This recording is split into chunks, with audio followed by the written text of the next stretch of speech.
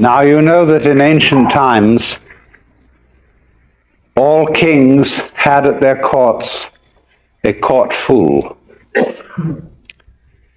And sometimes it probably was true that the fool was a crazy person who had a peculiar capacity for making inappropriate remarks.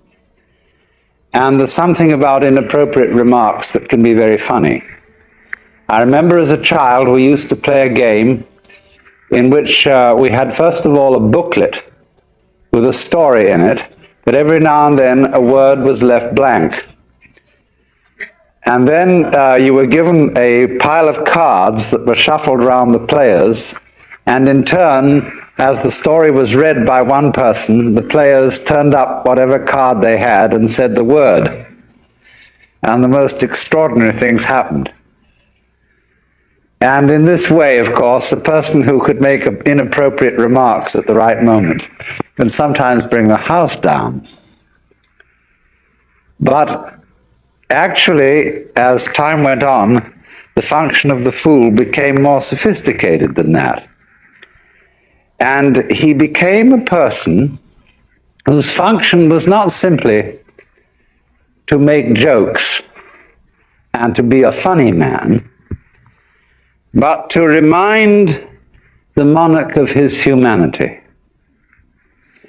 so that he would never get too stuffy.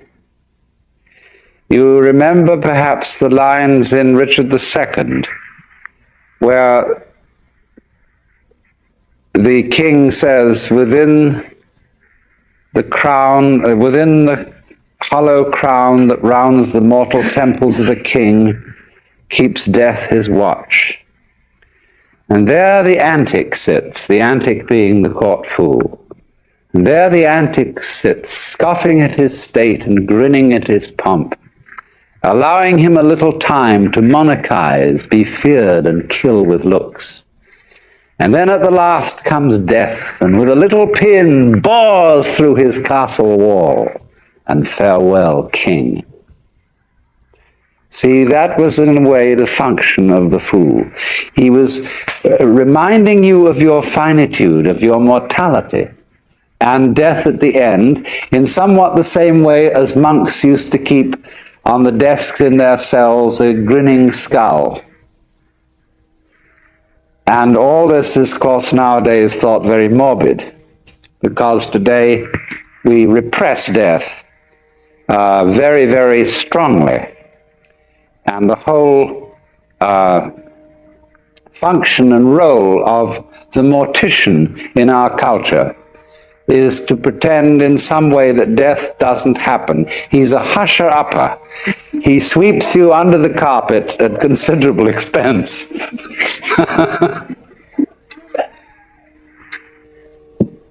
Now then, I try to think whether there is any institution in modern society that really corresponds to the court fool. And there isn't.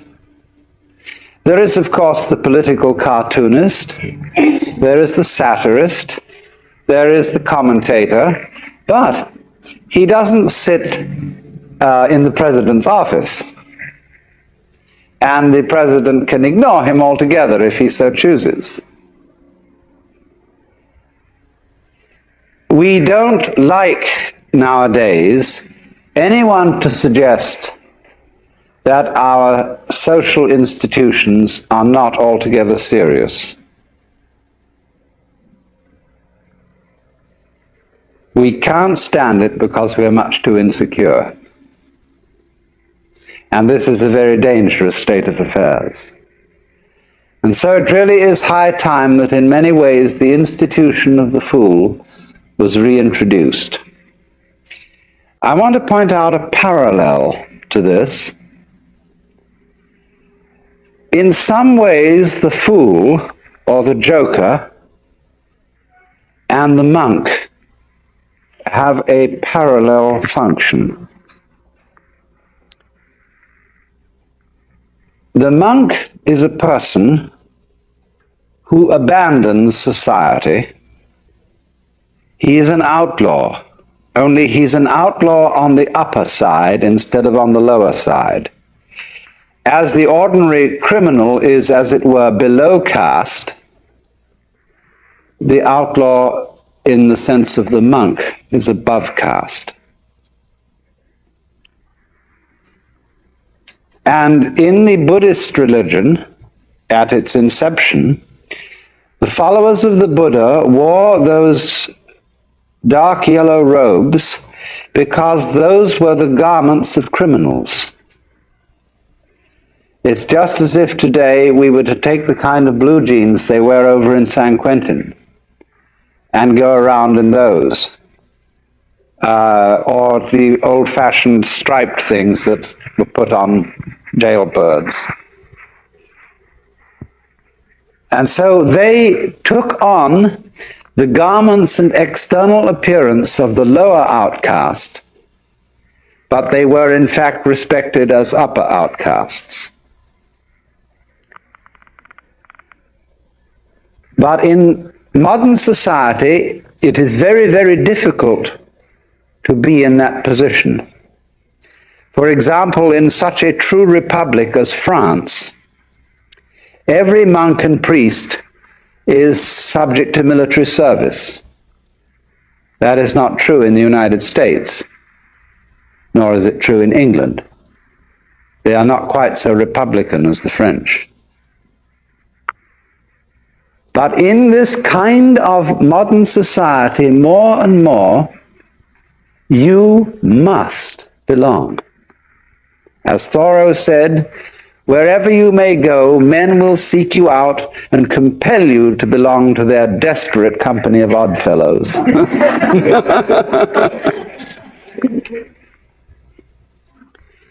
And the monks that exist today, Catholic monks and Anglican monks, are really a little bit of a freak in our society.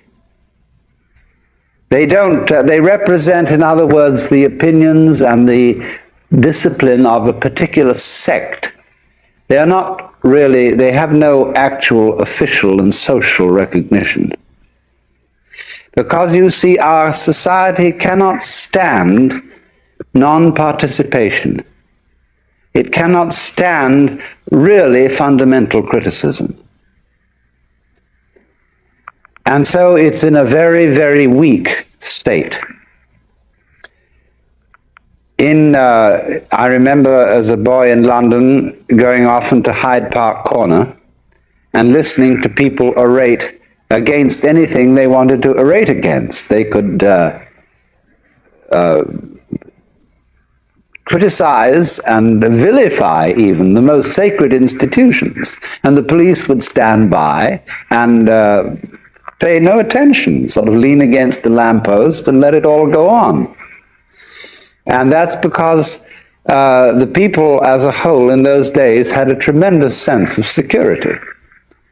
They knew they were right, and therefore there was no point stopping anybody from criticizing them. But when you're not sure you're right, you have to stifle criticism completely. And the worst kind of criticism is the person who pokes fun. Non-participation of the monk isn't so bad, but the person who somehow suggests that society occasionally is something that needs to be giggled at. See, this is the whole position. The joker doesn't outrightly deride things. He's not a slapstick comedian. He gives people the giggles about things that they thought were terribly sacred. And that is extremely demoralizing. So, in our day and age, you see, you must belong. And we need to relax on this and allow for non-participation under certain conditions, and these are the ancient conditions. That the person who does not participate in society cannot call upon society for certain things. He cannot call upon the protection of the police or of the army. He cannot call upon education for his children. He's not supposed to have any children. He may, I suppose, in this day and age, make what arrangements he chooses about his love life. But he mustn't be the head of a family, and he mustn't feel entitled to the protection and support of the community. If the community respects him and wants to support him just out of its own free will, then that's their affair. So that's the way of the monk. But the fool is in a different class from the monk. And to understand his role fully, we have to go into a number of preliminary things, the most important of which is to understand the nature of a social institution. Because you see, the standpoint of the fool is that all social institutions are games. He sees the whole world as game playing. And that's why when people take their games seriously and put on stern and pious expressions, the fool gets the giggles, because he knows it's all a game. Now, when I say that he sees everything as a game, this does not mean mere game. Hamlet, although it's a play, is not mere entertainment. Or when you go to listen to a great orchestra, it is playing music indeed. But you are not seeing something purely frivolous. The idea of game basically is this, that the nature of the world is musical. That is to say, it is doing all these forms of trees and stars and people and all their complexities just to do them. It has no purpose beyond doing it. And in exactly the same way, in music, music has no destination. It isn't aimed at the future.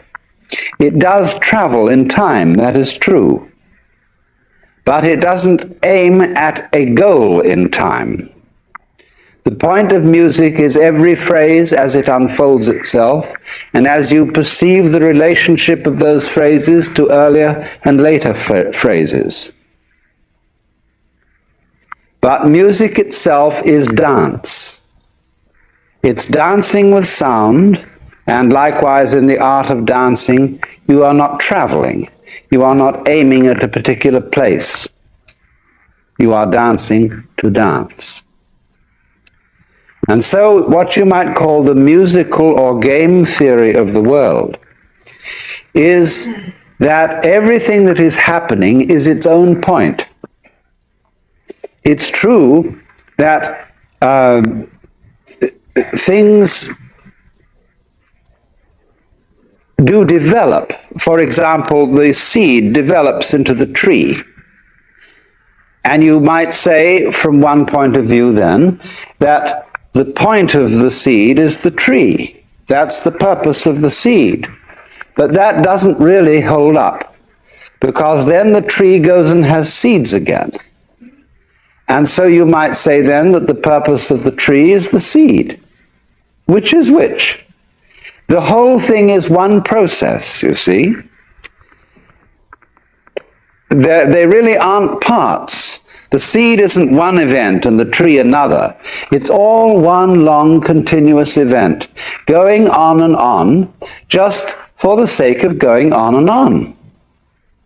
Now, of course, you can read purpose in it in another way.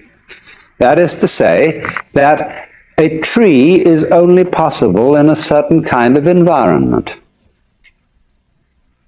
There have to be, for there to be trees, there has to be a certain kind of temperature, a certain kind of atmosphere, and there have to be insects, and there have to be bacteria in the soil, and there have to be weeds, there have to be birds.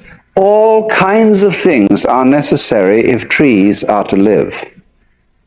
So you could say this is symbiosis, that the tree lives to look after the birds and provide them with perches, that the birds live to eat the worms which might destroy the roots of the tree, and so everybody lives to support everybody else. Well, the word to, or in order to, is not quite correct. It's a little clumsy. What we should see rather than that is that the whole relationship of trees and birds and worms and bees and so on is a network. And every aspect of the network, you might say every part of it, depends for its existence on every other part. That means, you see, that the network as a whole is a single organism. Just as in your own physical body, and you call yourselves a single organism, there are billions of creatures of very different kinds, and they're all running around inside your bloodstream and doing their stuff. They're having battles, love affairs, all kinds of things, and this huge variety of stuff going on constitutes your life as an individual. And so in turn, you are some kind of a little wiggle in some other sort of stream which constitutes a larger organism yet. And but really and truly, this tremendous network doesn't have any separate parts. It's not like a machine. A machine is a lot of separate parts that are put together. Whereas this is different. The parts of this machine, of this network, don't come into it from outside. I mean, when you drive your car up to the shop and you want a new carburetor or something, they pull the old one out, they take another one off the shelf and jam it in. So it comes off the shelf into the car. But in this network of life that we live in, things don't come in from outside. Everything that comes into it comes from inside, which is a giveaway that the whole thing is really one process, and it's all a game, because in the sense that it has no other object than doing what it's doing. That's the fun of it. But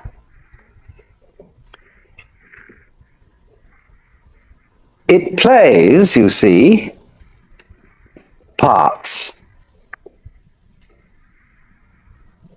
It varies itself. And in playing always involves a certain element of make-believe, that is to say illusion, and the word illusion is from the Latin ludere, to play. It involves the illusion of the parts being separate. And so then, there are these variety of games: the tree game, the beetle game, the butterfly game, the bird game, the cat game, the people game, the human game. And if you look on all these things as differentiated in the same way as chess and backgammon and football and hockey and polo, or as rumba, waltz, twist, minuet, or again as concerto, partita, fugue, sonata, you will begin to see that it's a perfectly reasonable attitude to look at the world as a game system. Now, you see, we're looking at the fundamental games of what we call physical and biological entities or events. But over and above those, we have the social institutions, the subdivisions of the human game. Now then, the social institution is of many kinds. It's not simply things like marriage and the family, the various forms of government, the institutions of the government, like the public health department. It's not just things like hospitals and banks and business corporations. It's not even money only, that's a social institution. So are all our weights and measures, our systems of timing, our clocks. And you see, what makes these things social institutions is that they are, in another sense, conventions, things that we agree upon. From the Latin convenire, to come together. We come together in agreement about where the equator is and where longitude 0 is. And by agreeing about these things, we can order our lives, order our communal intercourse.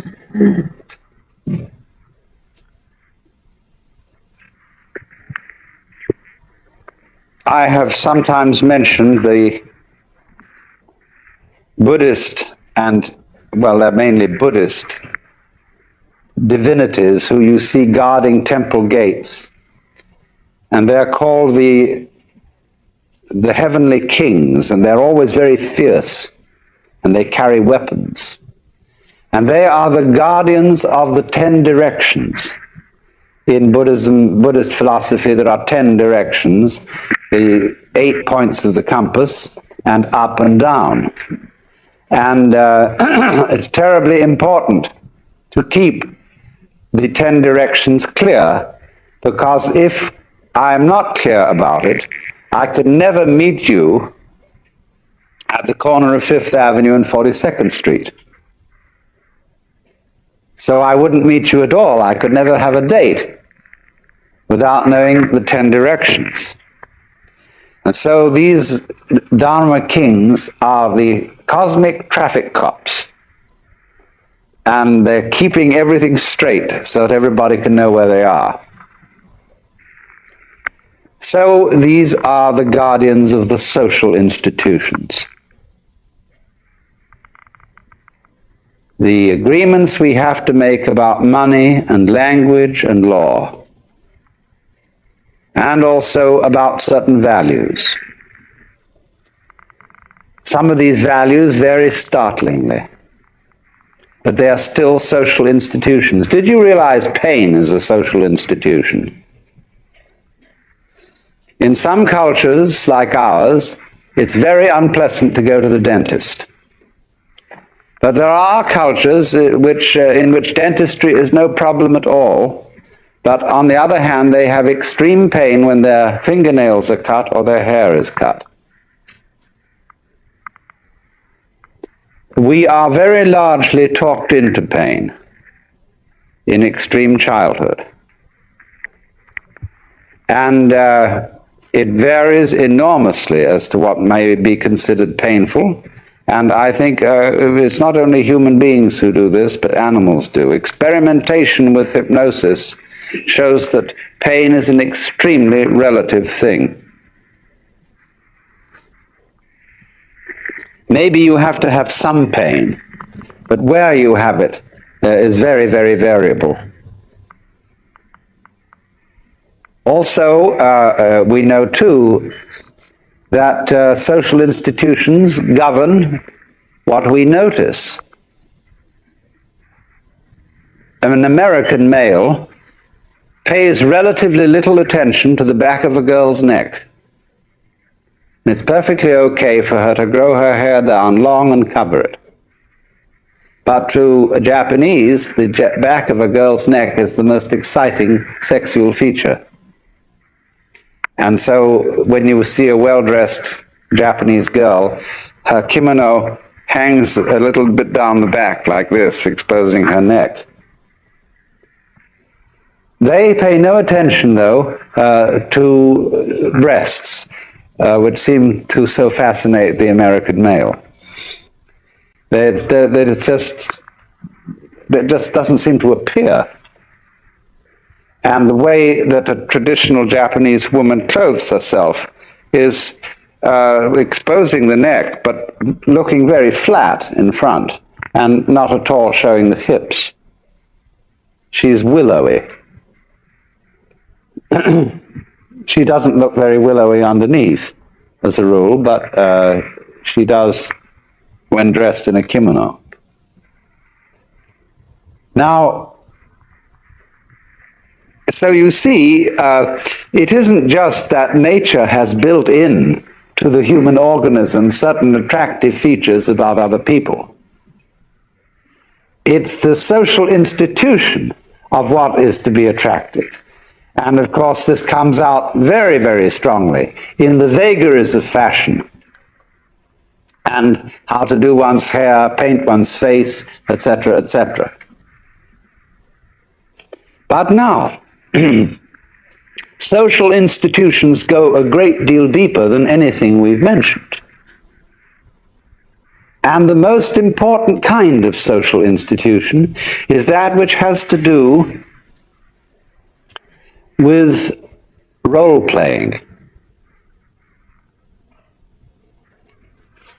Who you are. Now, when we ask the question, who are you? People think of this question in two different ways. One person, when asked, who are you, will answer, I'm a doctor. Another person will fall silent because he realizes how profound the question is. He realizes that he's been asked what his ego is. But a lot of people don't realize that when they are asked, who are you? I have noticed just a little bit of difficulty in my investigations of discussing identity with people, that they fix on their role and use that to describe their identity.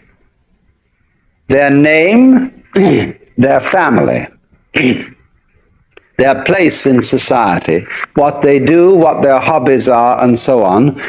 All these are roles. And then also there is the role of character playing. All people are more or less taught to act. We are all hams from the beginning. And we were schooled in acting in our childhood, although it wasn't called that. It was called education. It was called upbringing, but a great deal of it is schooling in acting. And you very soon learn as a child from your peers and from your parents what acts are appropriate and what are not. It is the concern of all parents that their child learns a role in life and has an identity by which the child can be recognized. It would be extraordinarily disconcerting, wouldn't it, if a child had one personality one day and another the next. But children can do that. Don't you remember as a child that you were many different personalities, depending on your environment? That you were one person at home with your parents, you were quite a different person out alone with other children.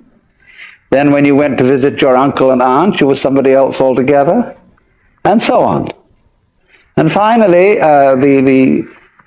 the whole trend of education is to shake all this down and make you more or less constant in every sort of social environment that you enter, so that everybody knows who you are. Otherwise, it's disconcerting, you see. So we are made to believe that we have a real self. That is to say, somebody who we really are and whom we have to find. To find yourself, to settle down, to grow up, you see, means to fit into a role. And there are a lot of people, you see, who are troubled in our society and who seem to be misfits and are terribly unhappy because they just can't find the role that they're supposed to fit. They don't know who they are. There is an inner pandemonium and conflict. But it's obvious, isn't it, that the role you play is a social institution. Because you can't be an object to your own consciousness, at least not in the ordinary way. You are a subject from your own point of view, and you can only become an object to the extent that you adopt the attitudes that other people take towards you. Other people, from the beginning of life, are mirrors. And by the way they respond to you, you begin to learn what they think of you and therefore who you are. We all tell each other who we are. And so the role we play, the identity that we have in that sense, is a social institution. But going further, there is the ego itself. And there is this feeling that inside us there is an I center which receives experience and directs action. And this is the inmost myself. And we have all, of course, been taught in this day and age that if this is not our soul, it is a function of our body. It is a chemical sort of efflorescence of the brain, the feeling of I. Now,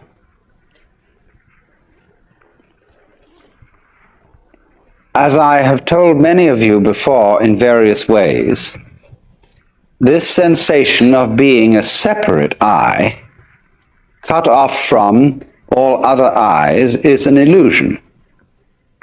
It's a pure hallucination, because that is not the way we are functioning physically. We are functioning physically not as separate entities, but as beings that live in such a close relationship with everything else that there really is no way of dividing us from it. And so you see the mystic in all times and places discovers the illusory nature of this ego and realizes with a glorious shock that the true I, myself, the thing that one really is fundamentally, is the entire game, the works. Some people call it God, or Brahman, or the Tao, or whatever you want. The name doesn't make the slightest difference. Anyway, that fundamentally what you are is the which than which there is no whicher. And so relax, don't worry. Because you don't, you see, this doesn't ordinarily come into consciousness in just the same way that the structure of your brain doesn't ordinarily come into consciousness. It's very much there. But you don't see it directly and you have no memory of it. So in the same way, you have no memory of being the witch in which there is no witcher, but there's no need to have a memory of that, because the thing doesn't need a memory. Memories are only necessary for creatures that have to defend themselves. And to creatures that have problems, they need memories. But the perfectly gloriously happy person wouldn't remember anything, because every experience would be completely satisfactory. All memory is really a form of regurgitation of undigested experience. But you see, also, don't forget, as we all know, memory can be fun, and so can burping. And but memory isn't necessary for the whole thing, except in certain brief forms of memory, where the continuance of anything at all, you see, of any particular form, is a sort of memory, in the sense that it's a repeated gyration of certain physical vibrations. But it's possible, you see, to wake up and realize that your ego is a game, and that what we call the necessity for survival is also a game. But society is playing a very, very weird game, the first rule of which is this game is not a game. This game is serious. And so the great social institutions that we inherit from the past, like the church, are places to be serious. I don't think there ever was a jester in church.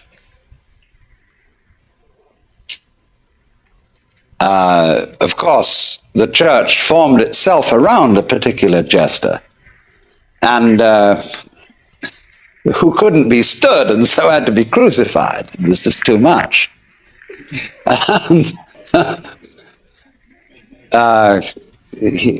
But the whole attitude, you see, of the church is that you are standing in the presence of the most serious God the Father, who really is in earnest and no fooling, you see? And everybody has to keep a straight face. And so also in the court of law, in our excessively serious society. I was giving evidence not so long ago, and the two defendants were smiling at each other. And the judge suddenly rapped his gavel and said, "You young men ought to realize that you're on trial for a very serious crime, and it's no joking matter. And I want to see proper behavior and conduct in this court." And the attorney stood up and said, "Your Honor, this is the first time they've ever been on trial, and they're not used to these things." And he said, "Well, it's about time they learned."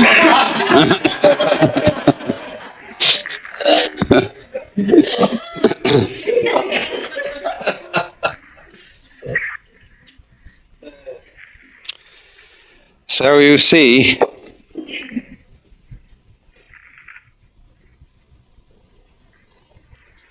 the thing is that the game, there's always the fear, the underlying fear that the game may be given away. Now that fear isn't altogether unreasonable.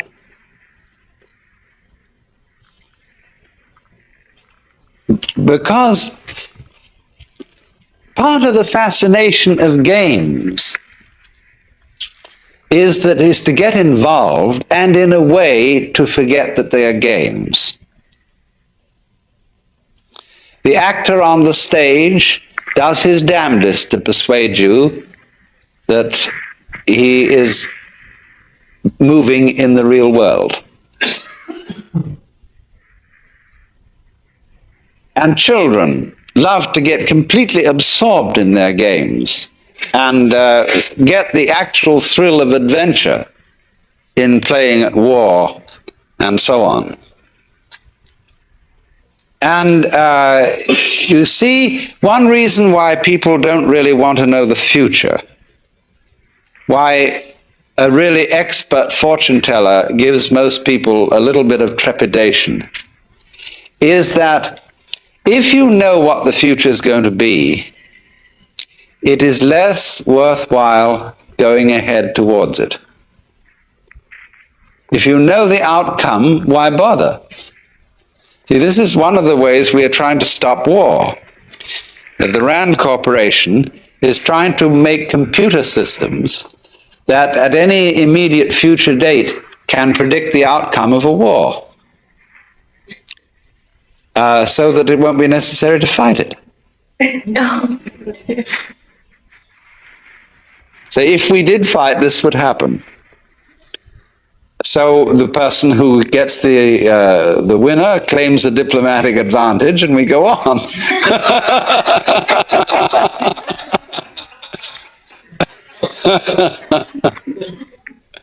So this is the reason, you see, why we don't want to know that the game is only a game. Now, if we can make believe that the game is real, whatever that means, we are not really very clear about that. But somehow we know what it means in our bones if we don't know very well in our heads what is for real. And we're always testing things out. What is for real?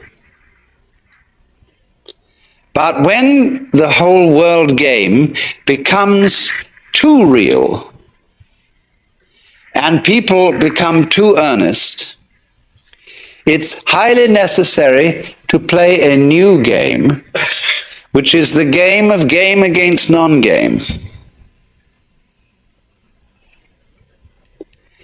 That's how far can you get away with giving the show away about the game? Nobody really wants to go the whole hog until you're ready for final nirvana. You know, then you give the show away so far as you're concerned. And that's it. But in the meantime, the fascination of seeing how to put together, knowing it's a game, and still playing it. And doing this is what in Mahayana Buddhism is called being a bodhisattva. A bodhisattva is a person who doesn't give his show away completely. He doesn't simply release his consciousness from playing the human game. He is released and yet still in it. He knows the human game is a game, but he goes on playing it with considerable gusto. And his gusto derives in a great deal from the fact of knowing it's a game. You see, you can do that. And it's one of the peculiar properties of self-consciousness, to be able to know it's a game and yet enjoy doing it. It's like being happy and knowing you're happy. Now, a lot of people are afraid of that. They feel that if the moment they say, well, I'm happy, that it'll somehow stop. That it'll be like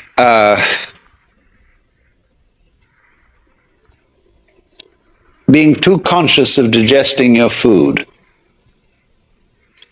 There is a point there where enjoying dinner, it very slowly merges into disgust.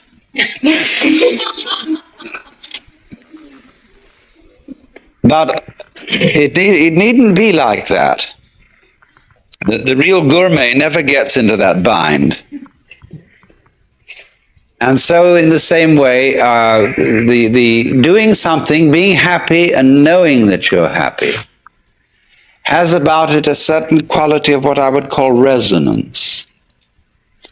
For example, if I talk in a room which is completely soundproofed, it's terrible. I can't stand it. There's no resonance. No little tiny echo. I feel I'm talking into the proverbial wet blanket. But if there's a little resonance, if there's a feedback, you see, that makes the thing go vibrate a bit more than it ordinarily would, so one gets feedback from an audience. And it's much easier to talk to an audience than it is to a microphone, because there's feedback. And so consciousness is feedback. So for that reason, your voice sounds better when you're singing in the bathtub than it does when you're singing out in an open room, because you get resonance. And so we put resonators, like say a guitar or a violin has a sounding box in it. That's a resonator to make it echo a bit. And so great churches at one time was, or still are, built by acoustic experts. So concert halls, to give them the proper resonance.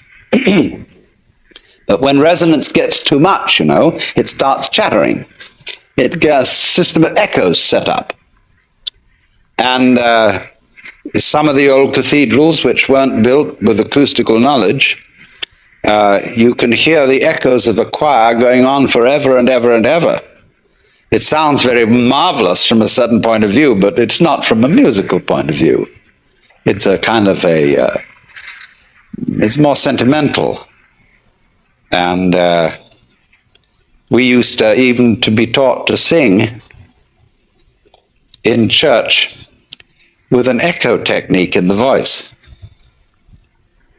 so that even if you weren't in a great cathedral with its echoes, you'd slightly sound as if you were. Isn't that trickery for you? That's real showbiz.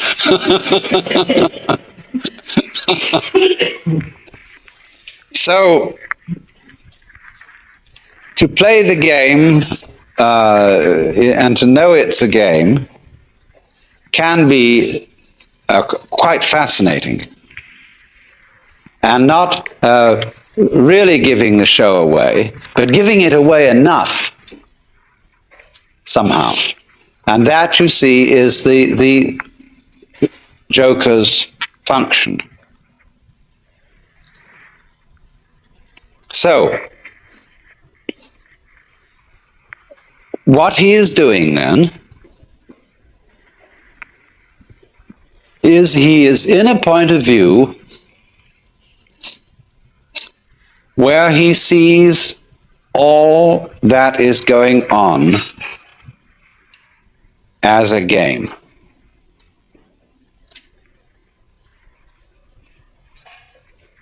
He doesn't take anything seriously.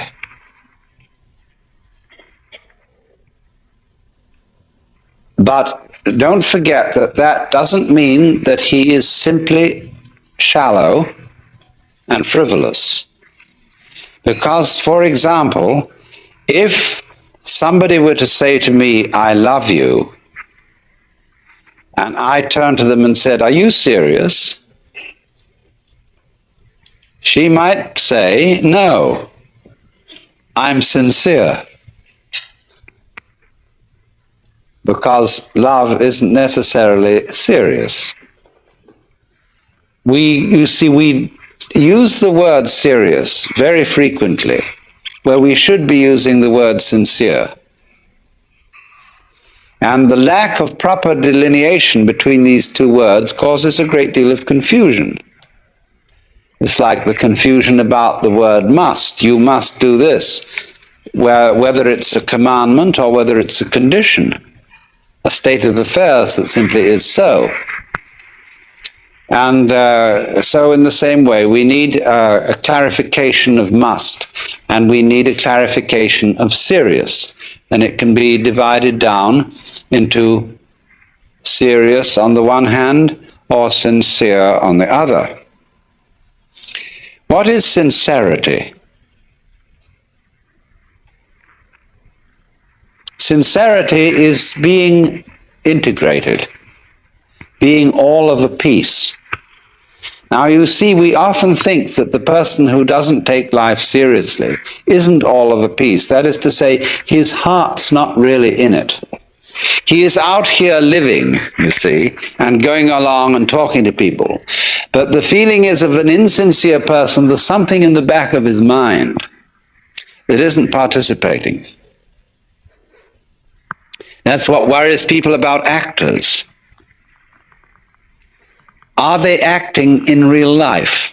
Are they still playing the part? Is this person I'm introduced to as Charlie Chaplin the same man as, or different from the funny little man with the derby hat? And so actors occasionally bother and bug people. And people may be apt to say, well, they're always on the stage. They are never really genuine. And we have a feeling, you know, when we know when somebody is being genuine, see? But mark it, when you know somebody is being genuine, they are not necessarily being serious. They're not necessarily being grave or solemn.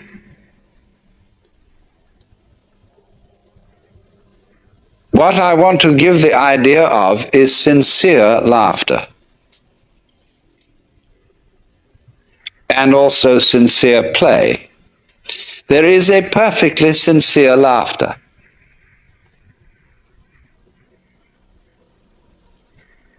And it may be, ideally, I mean, the sincere laughter expresses a spirit of irrepressible gaiety. And it is not, in other words, a defense mechanism. Laughter is often a defense mechanism.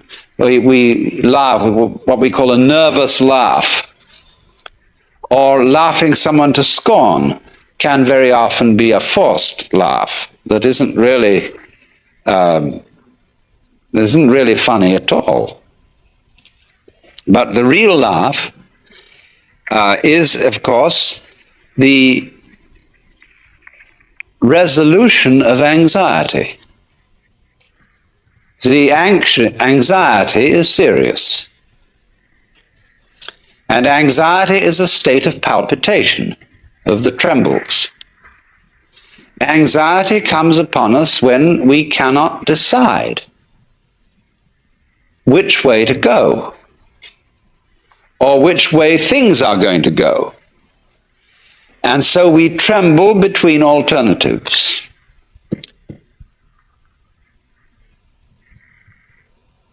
Now, because, of course, we tremble between alternatives because we are under the illusion that it matters very much which of these two things happens. Now, once one has seen the nature of the game, you realize that it matters superficially which of these two things happens, but it doesn't fundamentally matter because all negative things pair with positives. There is no positive without negative, and there is no negative without positive. I heard a very amusing story which kind of goes with these rugs. The question is a zebra a yellow horse with black stripes or a black horse with yellow stripes? The answer is it is an invisible horse which has been striped yellow and black so that people won't bump into it.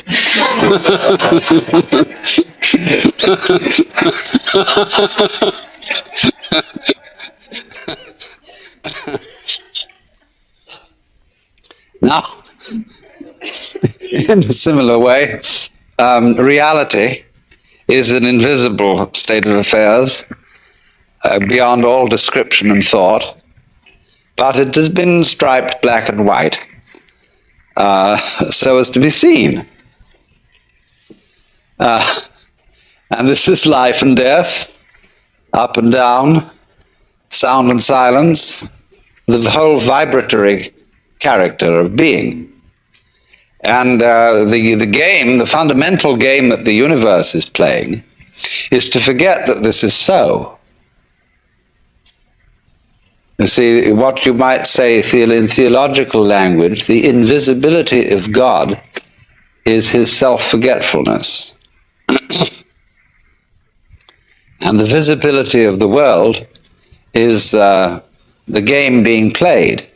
Now, the nature of the game, I think I've told some of you this before, but I see some I haven't. The nature of the game is, let us pretend that the positive and the negative are not really identical.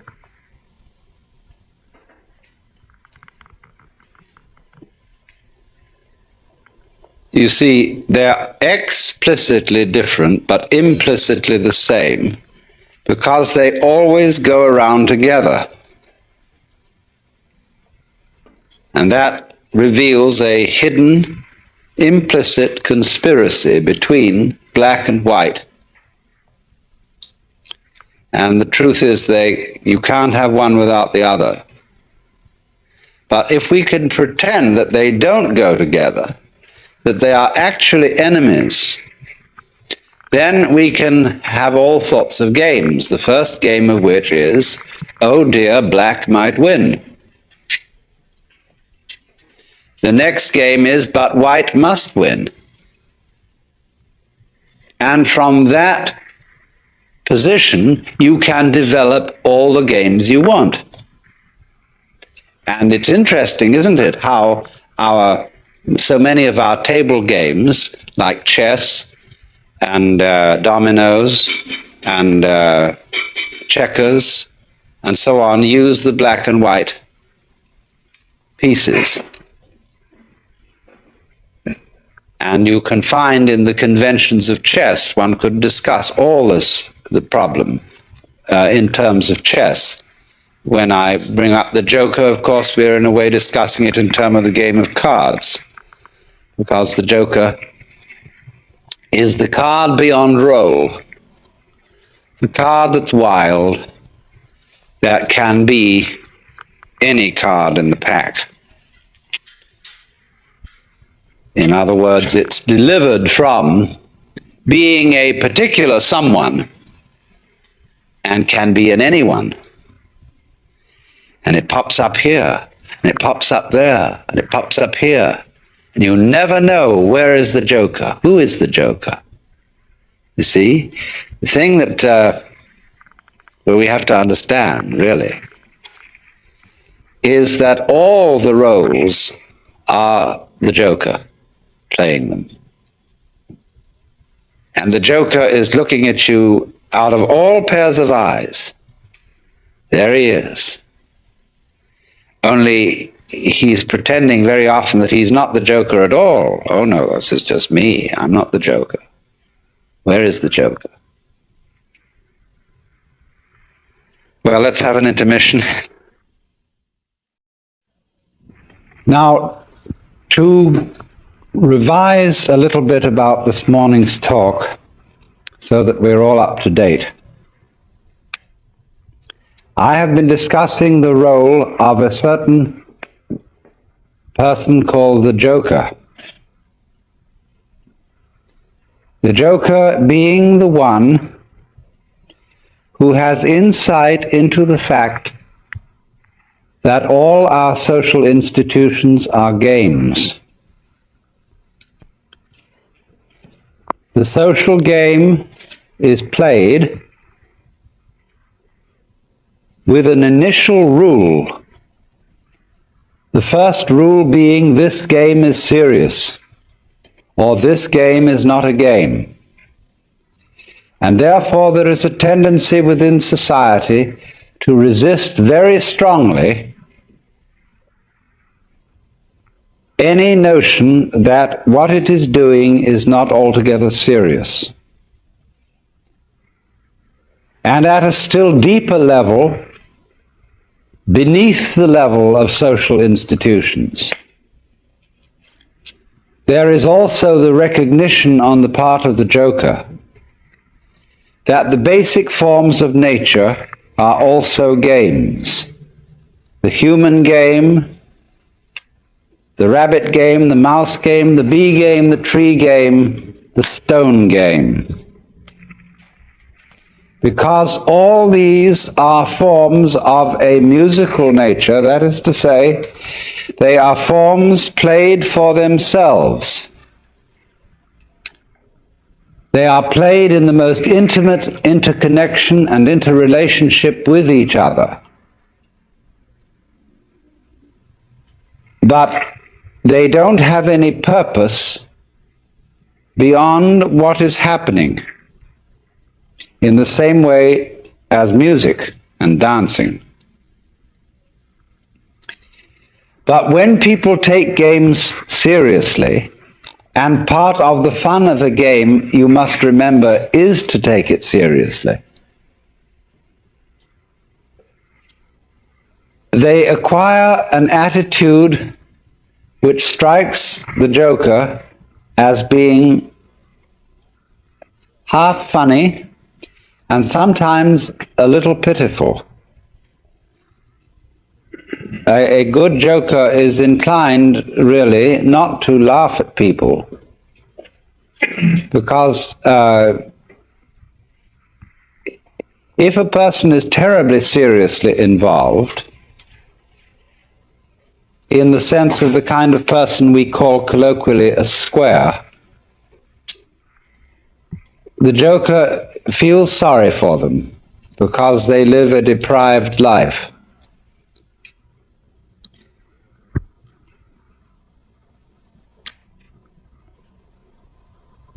But the point is that he is the one who is a wild man, which is to say, he has no fixed role. He can play, as the joker can in the deck of cards, any role. And in a way, in that sense, all of us are roles of the joker. Because the real joker, of whom any human joker is a manifestation, the real joker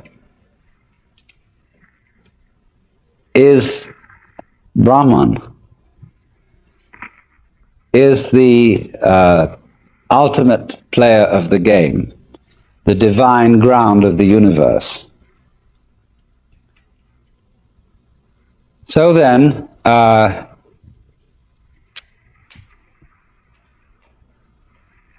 if you look upon the world as play, as what the Hindus call the Vishnu Leela, Vishnu being one of the names of God, and Leela meaning sport or play, from which we get our word lilt.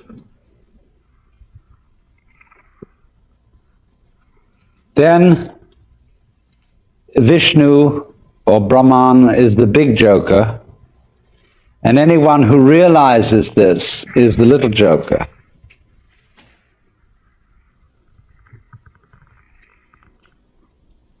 And the art of the joker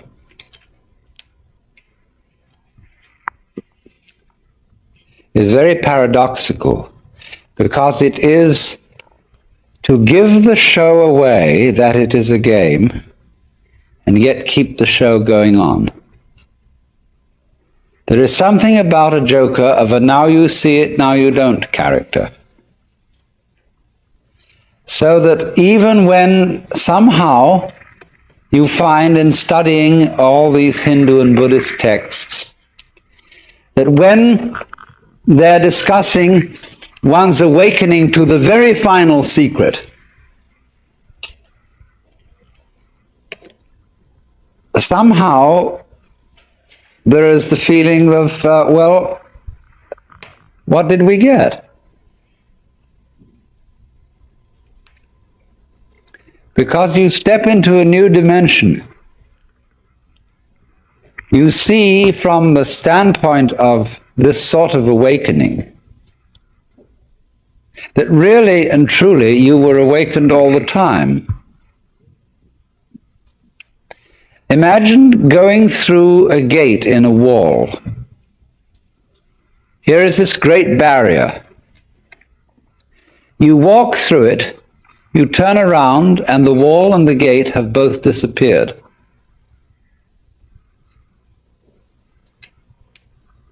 And you see you were always there. One of the most extraordinary things that happens in entering into a sort of mystical state of consciousness, one of the most delightful things about it is the discovery that you don't have to stay in ecstasy. That ordinary consciousness is all right too. That is part of the whole total fitness of things. You see that everybody is, as it were, right in the place where he stands. Imagine a pearl necklace, how it's arranged. Down in the center they put the big pearls, and then they trail off slowly until there are very tiny pearls at the back. And so it doesn't matter whether you're a big pearl or a little pearl. You all constitute the harmony of the whole. So they say in Zen Buddhism, a long thing is the long body of Buddha. A short thing is the short body of Buddha. Or in the spring scenery, there is nothing superior, nothing inferior. Flowering branches grow naturally, some short, some long. So from that standpoint, you see, everybody is seen to be a perfect manifestation of the Godhead, or of the void, or whatever you want to call it. Everybody. And even though the very fact that they don't know it, and that they're unhappy, that they quarrel, etc., etc., etc., is still a manifestation of this. The whole thing is seen like this. Just as I was discussing the balances of a garden in which the birds eating the worms and the snails eating the lettuce, all these processes of conflict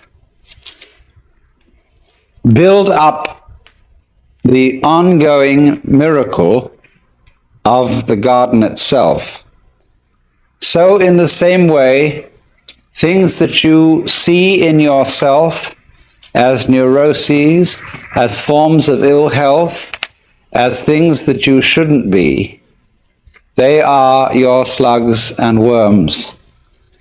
And there is nothing at all in your whole being that's unnatural.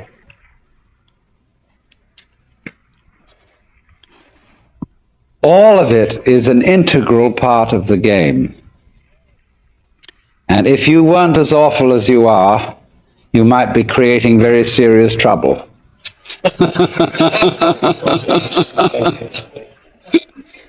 Now, I don't want to say that so that you can say in turn, well, let me be more awful still.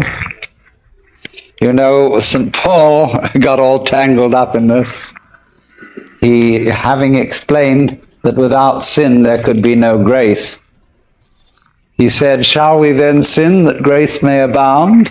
And his Greek, you know, mithi genito, heaven forbid. But this is, of course, a problem that simply has to be faced, that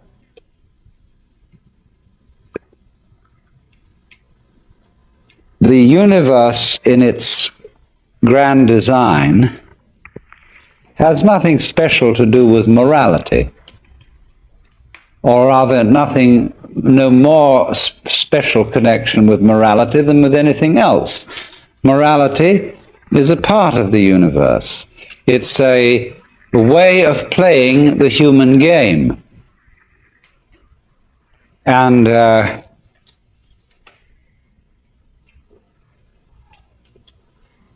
but the thing itself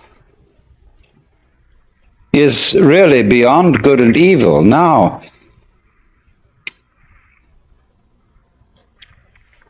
as I see it, that's the way it is, and whether one likes it or not,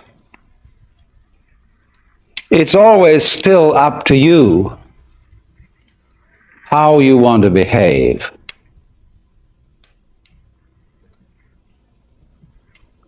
If we try to get people to behave decently by scaring them and saying that if they don't behave decently, they'll be out of sorts with God, this doesn't help at all, because it merely inculcates a new kind of fear and a new kind of false basis for morality. One can only be moral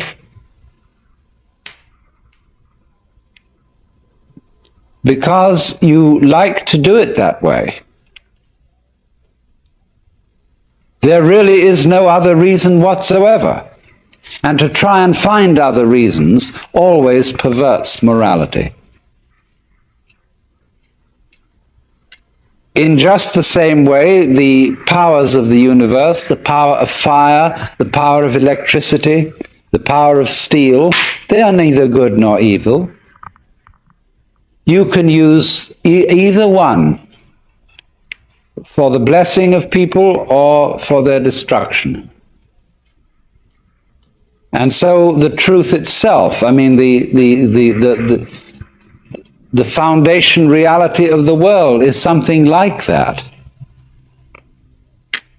Although it does have this certain edge to it, and so does all human activity. And the edge is something like this. Those powers that we call positive are always in a process of overcoming those that we call negative. It's the nature of the positive to win and the nature of the negative to lose. But win and lose always go together.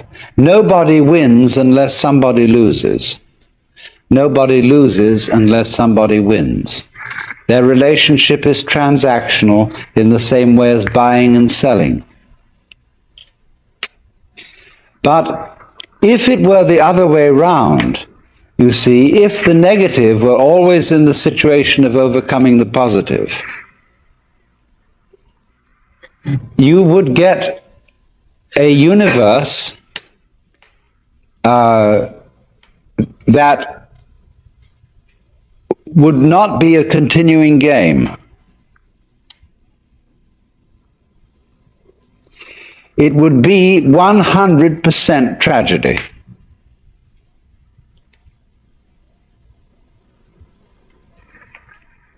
You see, the positive and the negative together constitute existence. we have to use existence as a neutral word that doesn't have as an opposite non-existence. Existence already includes non-existence. You could say being and non-being constitute existence. Just as we know physically, sound is constituted by sound silence in very rapid alternation. So being, non-being constitute existence. And existence is something of which you may say the game is worth the candle. If it weren't, it wouldn't be. It's like that. Some people try to say there is good and bad with small g and small b, and they together constitute good capital G. Or one might say that humanity is, and the good of humanity, is a curious combination of beneficence and rascality, of reason and passion. And if human beings didn't have those two sides, they would be less than human. Man is in a certain sense redeemed by his passions, redeemed by being something of a rascal. Because if he weren't, he would be like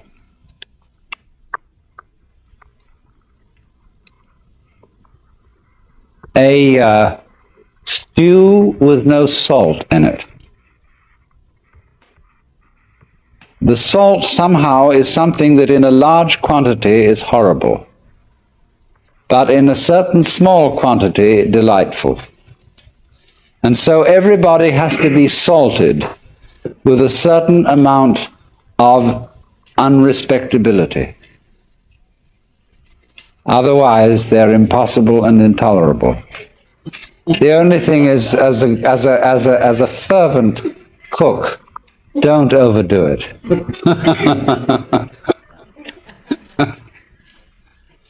It is in that respect, you know, that it's said of great gurus in India. They have a very funny thing they say.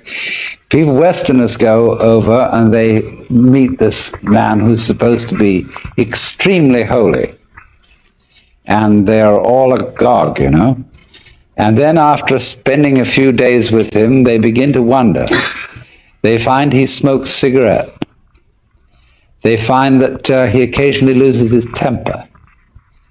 And they begin to think, well, is this man so holy after all? I mean, he surely should not be dependent on these little habits and luxuries and so on. And then they find he has a girlfriend. And then they leave because they're so scandalized.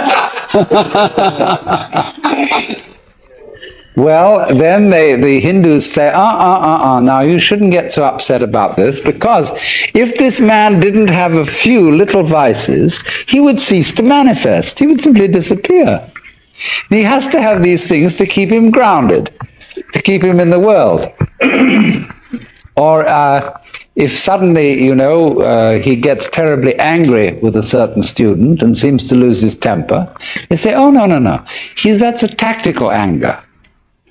That he did on purpose to wake you up to something. It was for your own development and for your own good. He didn't really feel angry at all.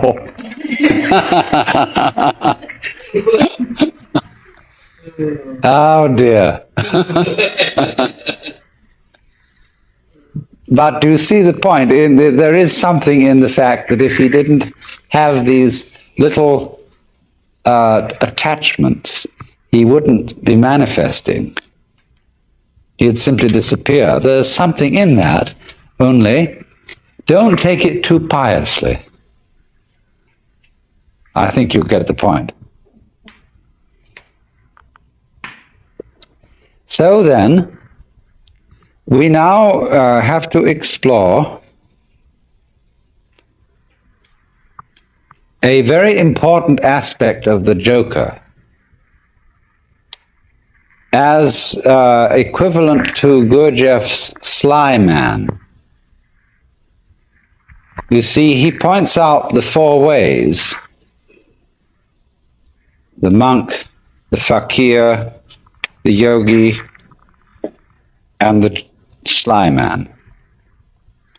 And all the first three ways are ways of great difficulty. They involve very, very strenuous discipline. And of course, as we get it through the books about Gurdjieff, the way of the sly man involves a discipline too. But I think there's more to be said about the way of the sly man than appears in any of those writings, because this is very closely connected with the whole approach of Taoism, the Chinese philosophy of Wu Wei, or non-aggression, and with what is called in Buddhism the middle way. When the Buddha first discussed the middle way, he put it like this. He said, to try and solve the problem of suffering by immersing yourself in pleasure only leads to a hangover. To try and solve the problem by asceticism also brings no liberation. You merely get tied up in a kind of masochism where you say, I know I'm right just so long as I'm hurting. And all that is doing is expiating your kind of infantile guilt sense. So he said there is a middle way between asceticism on the one hand and hedonism on the other. But actually, the middle way is more subtle than that, and it's beautifully discussed in Professor Baum, a book called The Philosophy of Buddha. That's B-A-H-M, Professor of Philosophy at the University of New Mexico. And he gives a very, very fascinating analysis of the middle way in the form of a dialogue, whereby it works simply like this. The student brings a problem to the teacher, and he says, I suffer, and it's a problem to me. And the teacher says, you suffer because you desire. If you didn't desire, you wouldn't suffer. So try not to desire. And the student goes away and says, I'm not very successful in this. I can't stop desiring. It's terribly difficult. And furthermore, I find that in trying to stop desiring, I'm desiring to stop desiring. Now, what am I to do about that? And the teacher replies, do not desire to stop desiring any more than you can.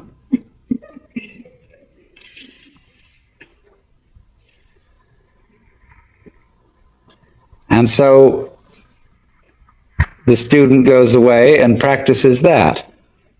But he comes back to the teacher and said, I still find myself desiring excessively to stop desiring, and it doesn't work. So the teacher says, do not desire too much, not to desire, to stop desiring. Now, do you see what's happening? Step by step, almost like Achilles approaching the tortoise, the student is being brought together with himself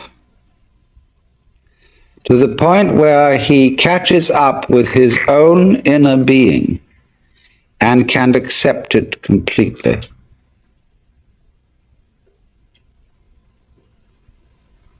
And that is, you see, the most difficult thing to do, to accept oneself completely.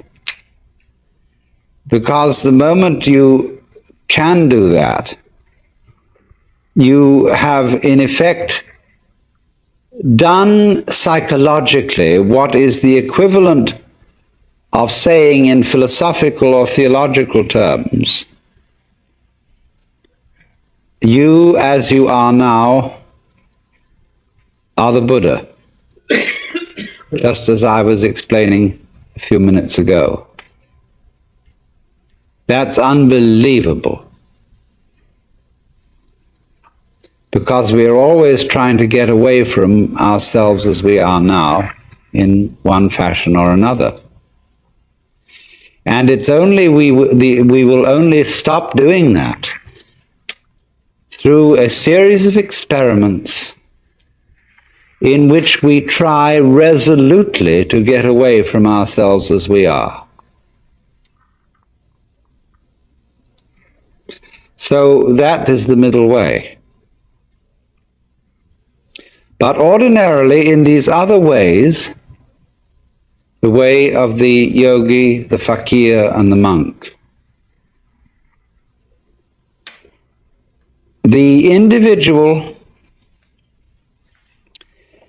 makes a big thing out of the work of liberation, and especially likes the kind of teacher who will put him through the most severe paces.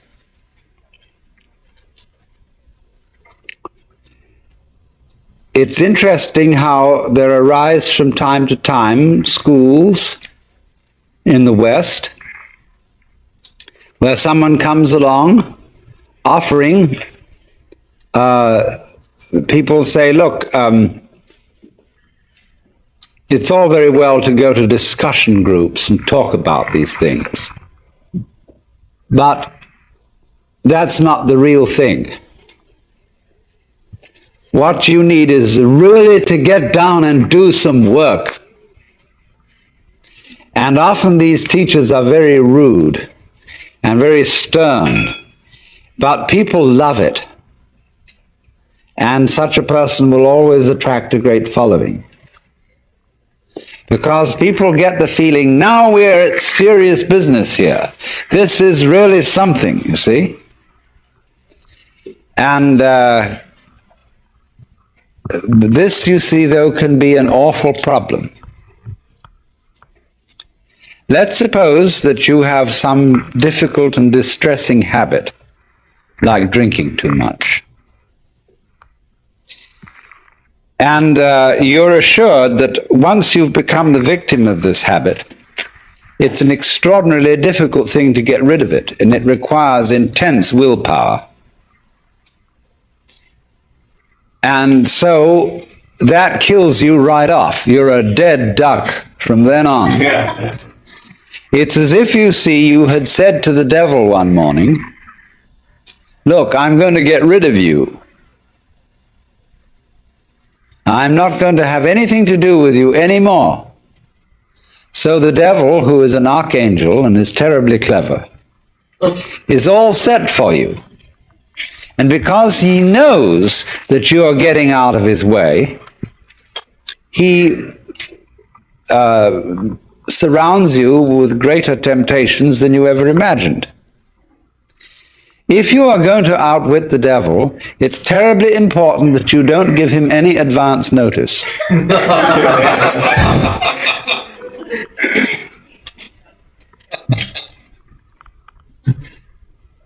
And this is where the work of the sly man comes in.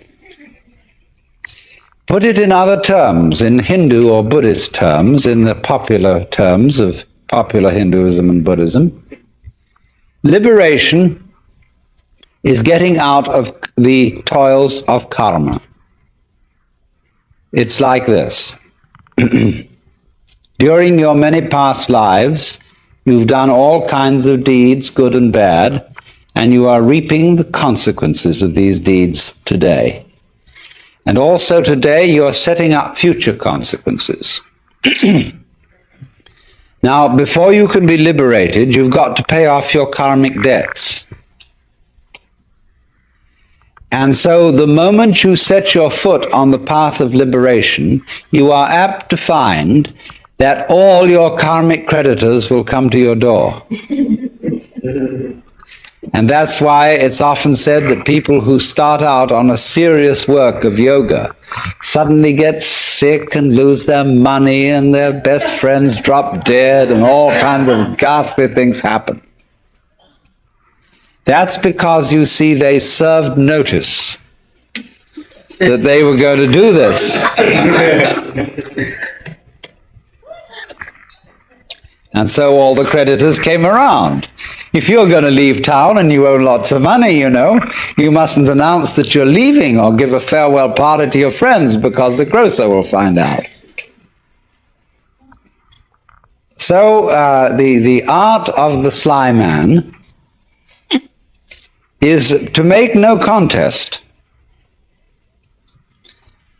but simply to leave without one word.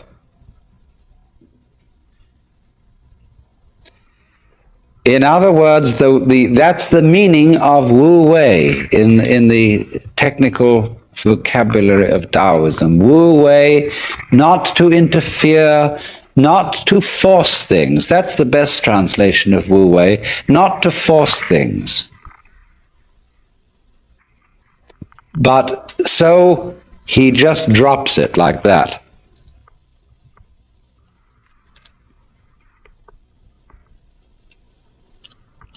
But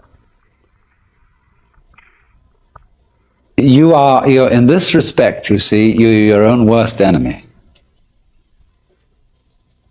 Because even if you serve notice privately on yourself that suddenly you're going to drop it all,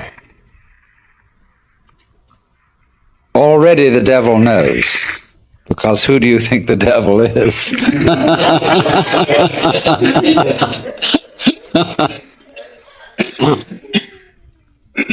Now this lies behind the whole problem that is discussed in the book Zen in the Art of Archery.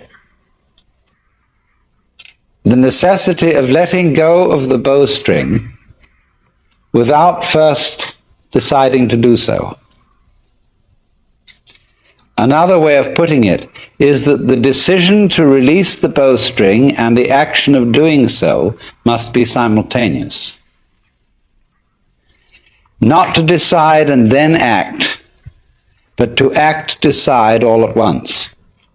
Now, why is this? If you are going to be an expert archer, you must shoot before you think.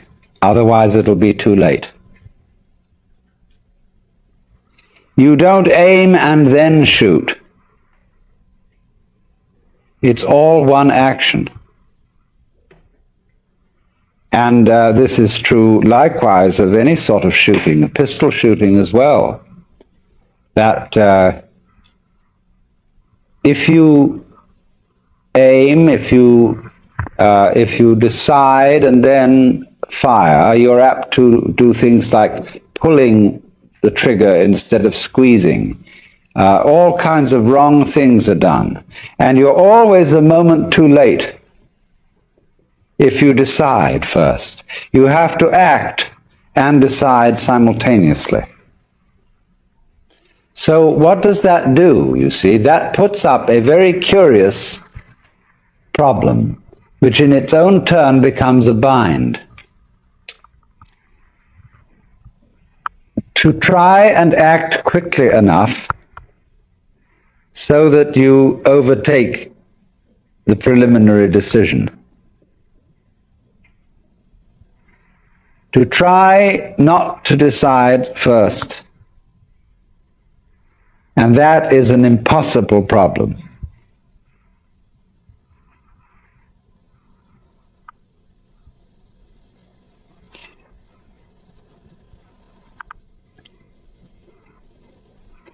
I wonder if you ever read von Kleist's story about the fighting bear. This is included in Nancy Wilson Ross's book, The World of Zen, as a kind of Western Zen. It's a story about a man who has a fight with a circus bear. And the bear reads his mind and always forestalls any attack that he makes on it. There's absolutely nothing he can do to get past the bear. And so, in the same way, you might imagine a guru who is a mind reader, and he always knows if you decide before you act, and if you do, you see, the devil will catch you.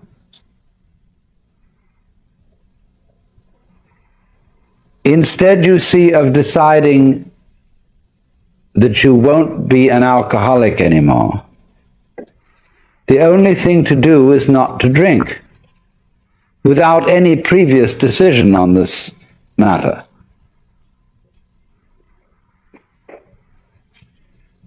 But how can anyone do that, you see? That's the question. How can I decide not to decide? How can I announce that I won't make any announcement without making an announcement?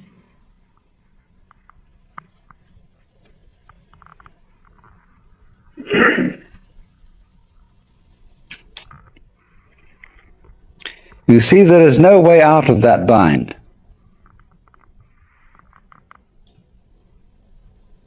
Try as you may, you go on and on and on, trying, as Herrigal did, to release the bowstring without thinking first to release it. But then, strangely enough, one day the thing happened. He did it. And this is involved in our learning of almost all techniques, that we work and work to achieve that final point of perfection. And it doesn't come, and then one day it happens. Now, what is the reason for that? Is it simply, and this is really, you know, a way it's usually explained, but this is an oversimplification. It is not that we have practiced it so often that it suddenly becomes perfect. It is much more subtle than that. What happens is that we've practiced so often that we find out we can't do it. And it happens at the moment you know you can't do it. When you reach a certain point of despair, when you know that you are the one weird child who will never be able to swim, at that moment you're swimming. Because the desperation and the total inability to do it at all has brought you to a point which we might call don't care. You stop trying, you stop not trying to get it that way. You just have arrived at the insight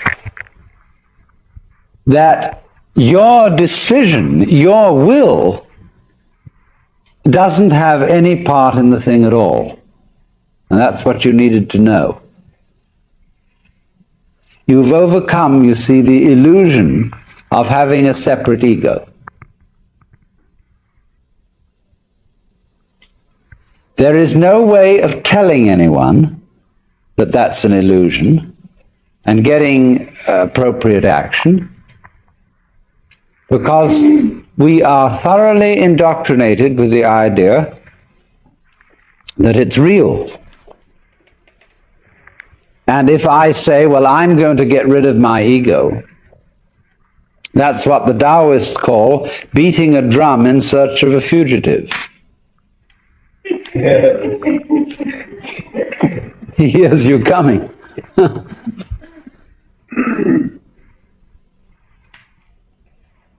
So the ego,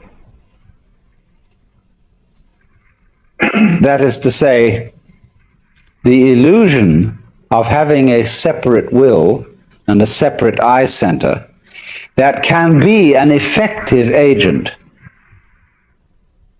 that cannot be overcome by a decision which seems to be centered in the ego. You might as well put out fire with fire. It can come only when an attempt to act from the ego center has been revealed to be completely futile. Then the thing happens, because you've really discovered that it was, after all, an illusion. Now, be very careful how you formulate this sort of thing philosophically. This could, of course, correspond to the kind of person who feels unafraid and who feels very free because he's a complete fatalist. A lot of people are, and are very happy in their fatalism. They really feel that they don't do anything, it just happens, and that it's all life, and that when they won't die until it's their time to die, and so why worry? Everything, they have the sense that everything is just happening to them. And this is a kind of a floating feeling. It's as if you didn't have to push things at all. They just flowed along. Well, now that state of affairs, that feeling of you don't have to push anything, it just floats along, is very similar to the experience I'm describing, if not the same thing. But this person has interpreted it as a fatalist in a rather passive way. That is to say, he has felt that there still is some kind of a little differentiation between himself as the experiencer on the one hand and that force or set of forces called fate on the other. He is pushed around, but he witnesses being pushed around. Now, in this state, this person still has a little fragment of impurity left. There's still one fly left in the ointment, and that is the sensation of being pushed around. There is still a fundamental division between the knower and the known. And in this case, the case of the fatalist, the knower seems to be the passive thing, and everything known, the objective world or the goings-on of his own physiology, they appear to be the active end. And the knower just has the experience of himself being moved by the tides of life. The important thing to find out is this, that the sensation of being the knower and the experiencer of all this is not, as it were, aside from everything else that's going on, but part of it.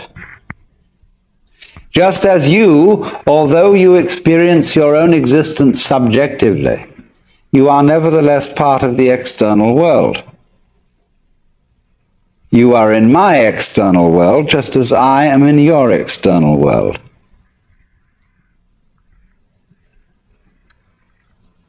So in this way, the final barrier between the knower and the known is broken down. There is nobody, as it were, being carried along by fate.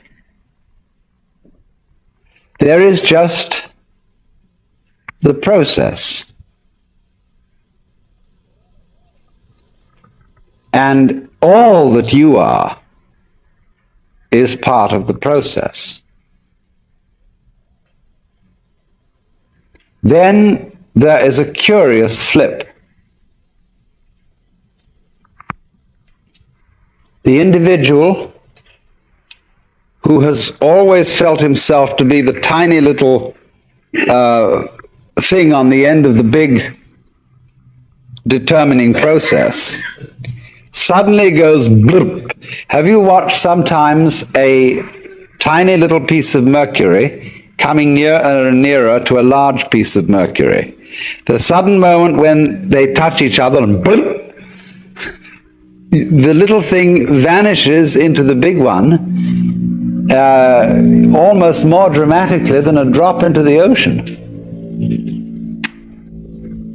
In this case that I'm talking about, it isn't that the individual organism vanishes. The individual human being doesn't vanish. But he experiences no longer a passive relationship to the world,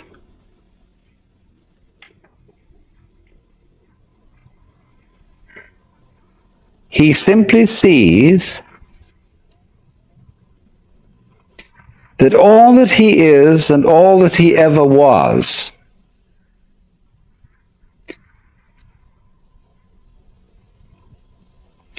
something that the entire process was doing.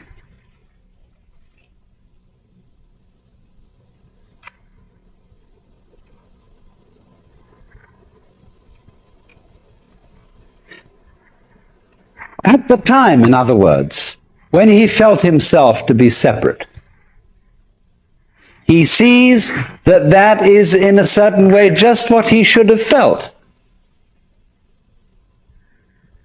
because that was what the process was doing in him, in exactly the same way that it was giving him brown or blue eyes or blonde or brunette hair.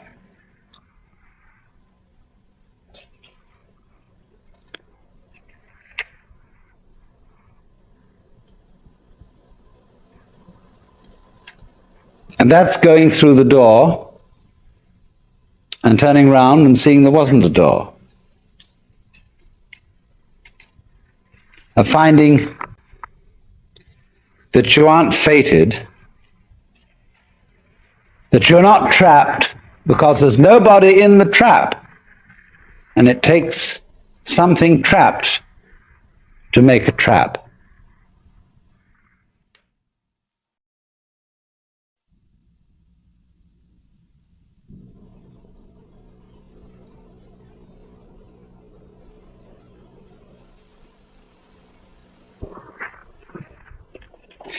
We'll begin by refreshing memories as to what went before. In discussing the theme of the Joker, I have been talking about a point of view, the Joker's point of view, from which not only our social institutions, but also all the formations of the natural world are seen as games. Be careful of the word game. It doesn't mean as trivialities, because when we say it's just a game, this often means it is just trivial. There can be important games, as when we play the piano or musical instruments, we are not necessarily doing something frivolous, but we are playing. And there is something in the nature of all play that is not serious, but at the same time may be sincere.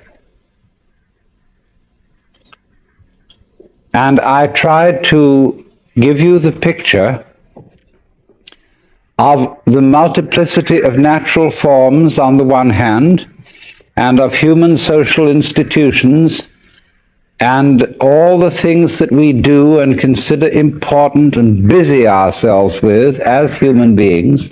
I tried to give you the point of view from which these can be seen as games, as things being done, as it were, simply for themselves, and not for some ulterior motive. And therefore, these games are in a way best played when they are played as games.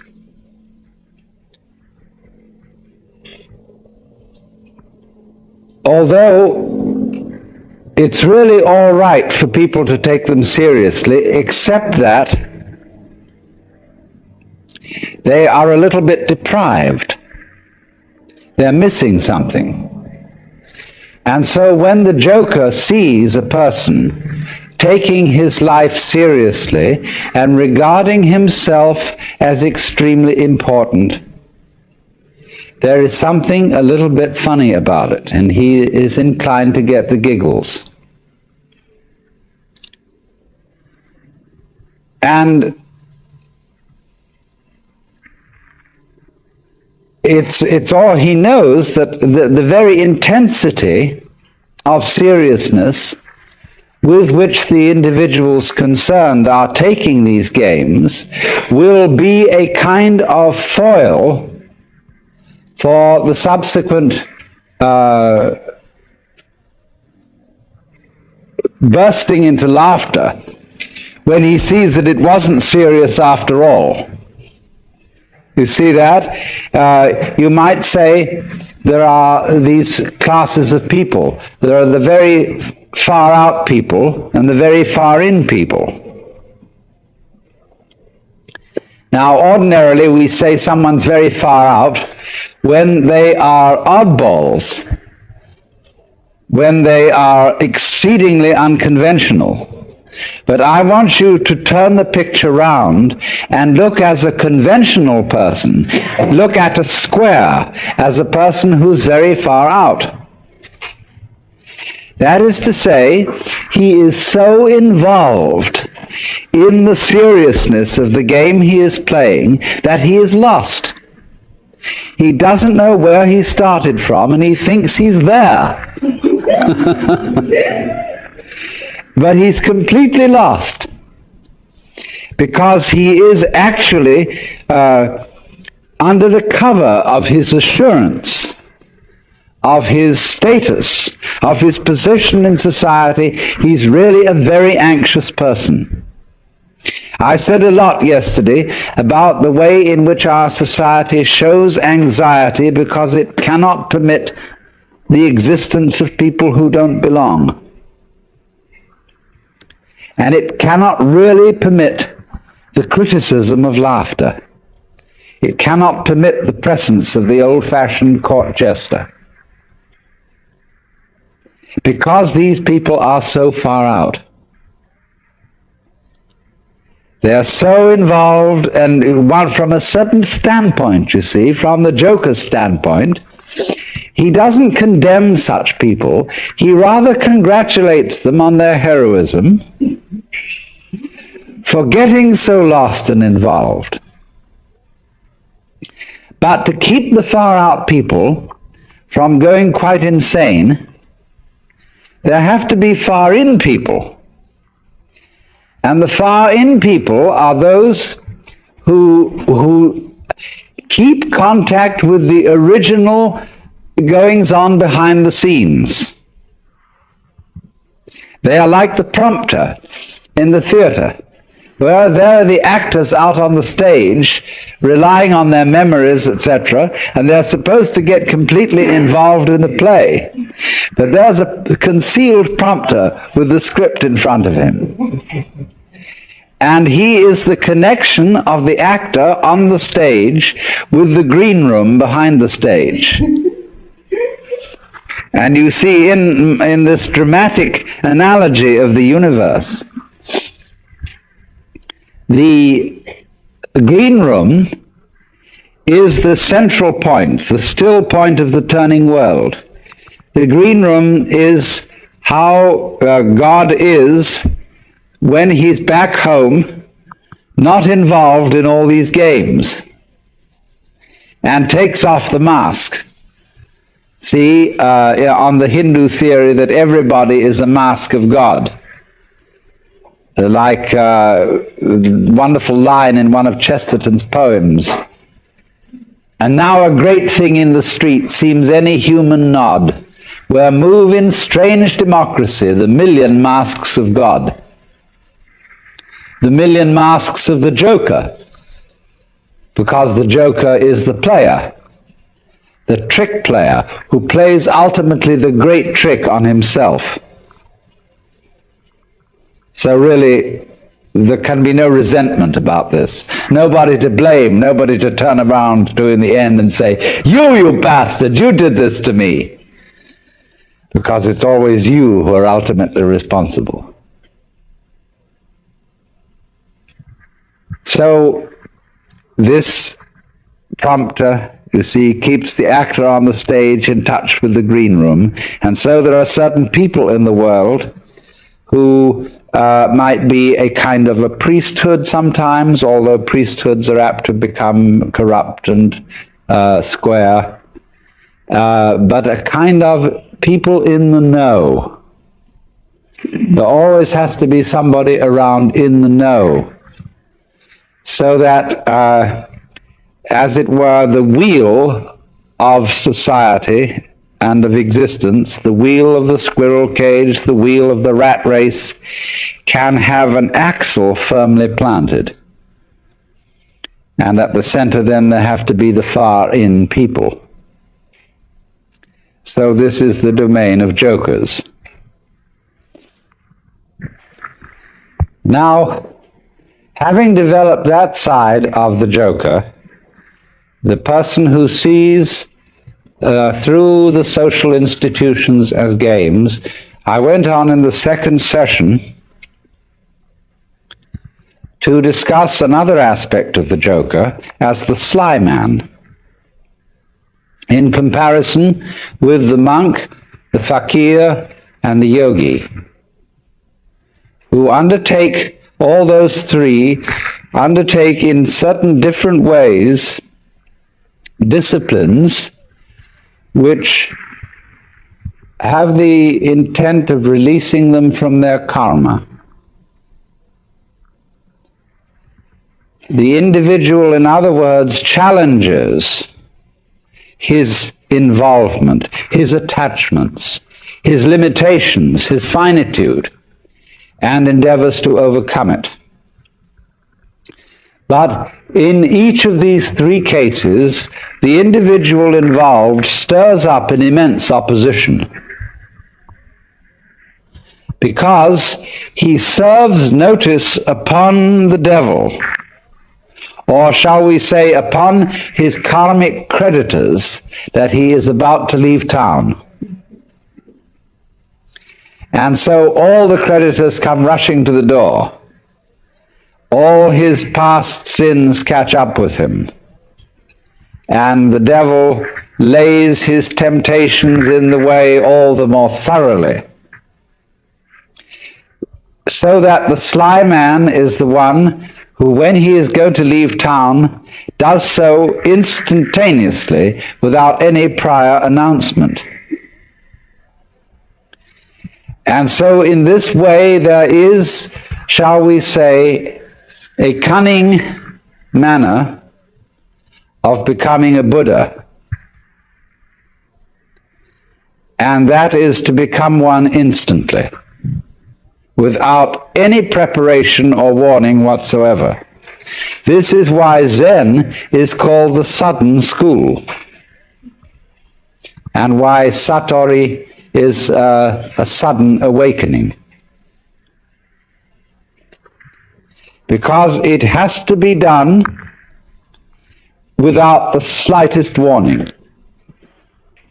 Now, but then I pointed out that the moment you have any idea about doing this, you've already ceased to be sudden. That is to say, the moment you seek for some spiritual attainment, which is becoming a Buddha, becoming awakened, becoming released, getting in there, you've already served notice upon your creditors. So that somehow or other you find that you have to do it without intending to do it. And that is a double bind, which you impose upon yourself when you say, I must find a way of doing this spontaneously. That's the old basic double bind. You must be spontaneous. You are commanded, or you command yourself to do something which is acceptable only if it happens spontaneously.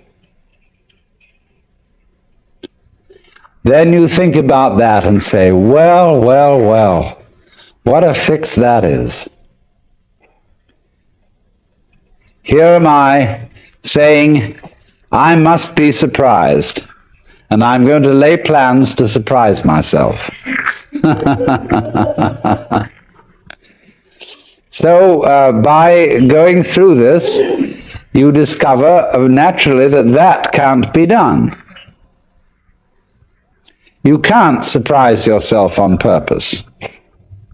Yet that's what you have to do. So what about it? You come to a state of total paralysis. You're stuck.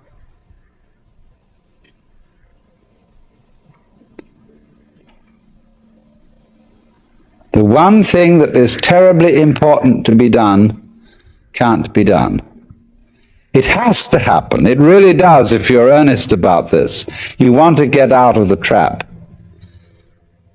But you can't do anything about it, either actively or passively. But then as you begin to see what you are doing all the time, you notice a very odd fact, which is that you can't help being spontaneous. If I say to you, good morning, and you say good morning, what is that? Did you plan this answer? Did you make preparations to grow your hair? Do you make decisions about having blue eyes? You see, about breathing? Is this all planned? About beating your heart? And what about your thinking? Even if it's very blocked thinking, even if you feel from a certain point of view that you're all mixed up, what is going on anyway? You see, you can't stop it.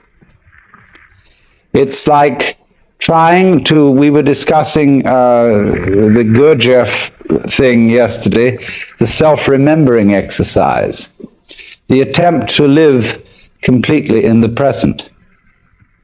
Well, that's not only a Gurdjieff idea, that's a very ancient yoga and Buddhist discipline, to be completely here and now.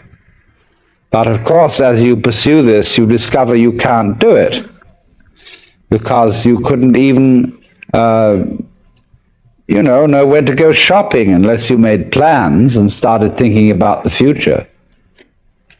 You couldn't move. But then you discover, you see, that in the long run there's nothing to think about except the here and now. There really isn't anything else. Because even when you make plans for the future and you remember the past, you're doing it all in the present. Your memory is a present activity. There's no way of not being self-remembering and having presence of mind. So when you discover that, there's nothing left to you but to have a good laugh.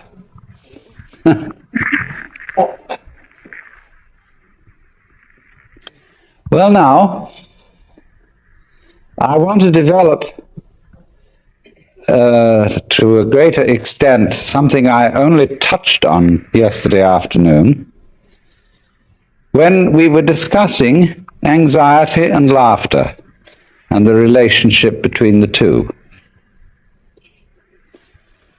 I suggested that anxiety and laughter are really the same phenomenon, but seen from different points of view.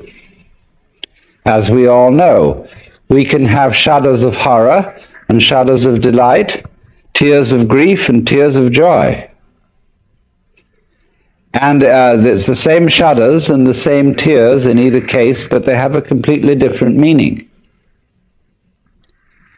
Now, life is a matter of oscillation. Life is vibration. It's the whole time and all the way through. The question is, how are you going to interpret that? Is it tremble, tremble, tremble? Or is it laugh, laugh, laugh? That's the great thing. And sometimes it's one, and sometimes it's the other. So that the whole thing of the Joker is he comes into being, as it were, at the point when the anxiety interpretation of the trembling becomes the laughing interpretation. We were talking about monks who had skulls in their cells to remind them of mortality. And we think a grim thing. The skull is a grim thing. But Chesterton had the poem about the skull. Chattering finch and waterfly are not merrier than I. Here among the flowers I lie, laughing everlastingly. No, I may not tell the best. Surely, friends, I might have guessed death was but the good king's jest. It was hid so carefully. So you can see the skull not as a grim thing, but as a laughing thing. It's all that's left of a human being. And all the surface is peeled off, and nothing but this beautiful bone remains. It laughs.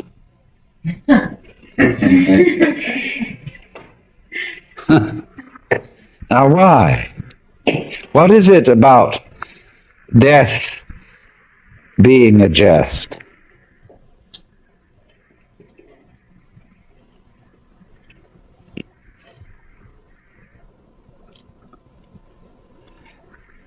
We discussed the problem of the zebra. You remember? Whether a zebra is a yellow horse with black stripes or a black horse with yellow stripes. And of course, you can see it either way. And you can argue till all is blue about which side is right. And let's suppose that a black horse is a horse of ill omen, even though striped with yellow. And a yellow horse, a horse of joy and good omen, even though striped with black. This is our eternal problem. We are in the state of egocentric consciousness, firmly convinced that death is a threat. We are so convinced of this, even though individuals may say, well, I'm not really afraid of death. What I'm afraid of is dying in an unpleasant way. Nevertheless, since almost all moralists and people concerned with ethics seem to agree, whatever their differences of opinion, that survival is a good thing. In some sense, if not survival in this body, even the most, the people who would rather be dead than red, firmly believe that that is true because they believe there is a hereafter, where they can go and where they can be rewarded for the courageous stand against evil which they have taken. You see? So that's still some kind of insistence on the value of survival. And we all cling to this idea of survival with tremendous passion. But we have been fooled, because survival is an important ideal only so long as you have bothering you the bugbear of death, that the world might stop altogether, and that your death, so far as you are concerned, is curtains forever. And that is really the bogey.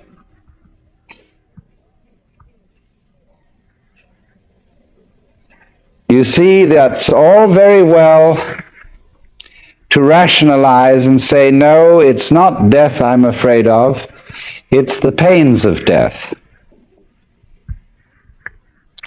But if you think about it deeply, there are several stages in thinking about it deeply. The first stage is the real horrors of endless night, of the futility, of the whole conception that one's own life, or indeed the whole life of the cosmos, might be nothing but a flash, and beyond that, nothing. Nothing, nothing, in all directions. When, for example, we think of the physicist's idea that the universe is running down, that all energy is seeking a stable state. Supposing, for example, to give an illustration of what they mean, I have a jar of black pepper and a jar of salt. And I pour them together into another jar, and I can see the white salt and the black pepper fairly well delineated. Then I start shaking the jar, and slowly, slowly, slowly, the black and the white disappear into a gray. That can never be sorted out again into black and white. In this sort of way, as things go on, the universe, they say, it tends to attain a stable state, to run down, run down, run down, until that's the end. And nobody knows how it could possibly start all over again. But I always say, and I feel it in a sort of funny, intuitive way, that what happened once can happen again. If this world started at some time, supposing there was a colossal explosion which set all these galaxies flying out, then what existed before that explosion must surely have been something like the stable state to which we shall run down in the end. And if it went bang once, there's absolutely no reason why it shouldn't go bang again. I suppose there are temperaments in logic. I have a temperament whereby I just cannot, it seems to me absolutely basic that what happened once can happen again. But there are other people who so cherish the unique that they can conceive the idea of something like existence happening only once. But you see, something that happens only once doesn't happen at all. What happens if a given sound consists of only one vibration? What is the upcrest of a wave apart from the downcrest? Can you conceive that? That's the same koan as what is the sound of one hand?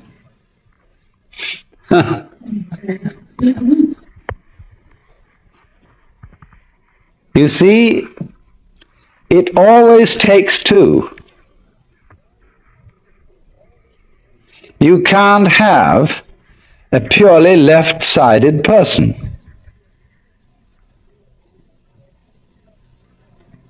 Imagine.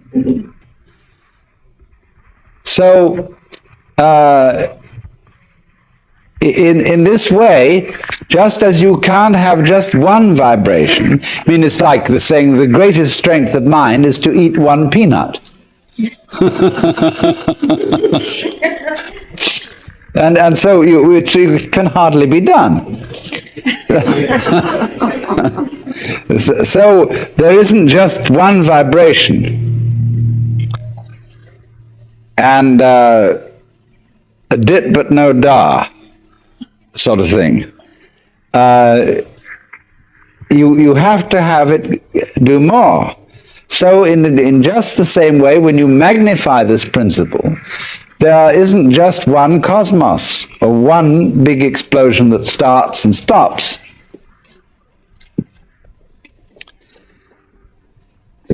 All stopping implies starting.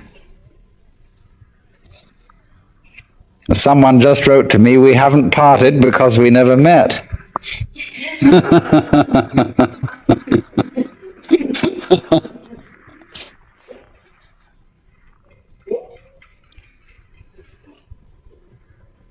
So, the whole point of saying this is the realization that existence is eternal.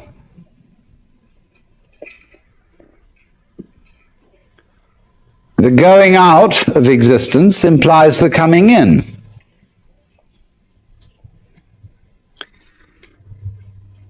And St. Thomas had some points here when he said, there could never have been a time when there was not being, because if there had been a time when there was nothing in nothing to produce something. But he didn't quite have the point, because what he didn't see was that nothing is productive in the sense that you can't have nothing without something. They go together. And all this thing is an argument, again, about whether the zebra is yellow striped black or black striped yellow. And what we see is that the black and the yellow, the darkness and the light, are simply two phases of the same. And that realization is exactly what transforms anxiety into laughter. Suddenly to see that you just, after all this anxiety, that you don't have anything to worry about.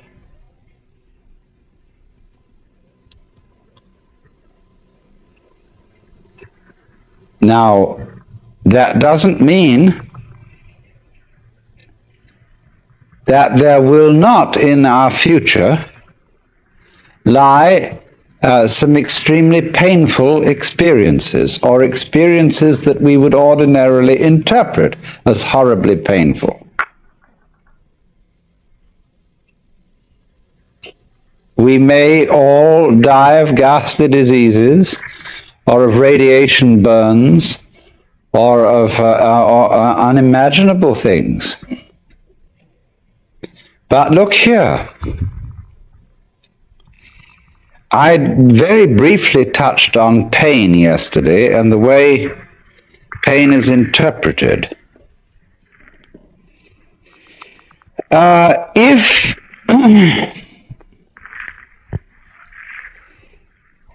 you interpret pain as something that is destroying you and is going in the direction of total death, then it's very serious indeed. And it's perfectly terrifying. But I've been investigating experiences of people who have undergone torture. I don't know if anybody in this room has. It's always possible. But, and then if so, you can correct me. But the worst part of torture is the beginning. When, of course, you're full of all your illusions and all your fears about black and white and the terror that black may win. But it's said that as torture proceeds, it slowly changes the state of mind of the victim to a kind of drunken, masochistic giving in to the torture, so that it becomes something that he cooperates with. And that if the torturer notices this, he knows he's through and has to kill him.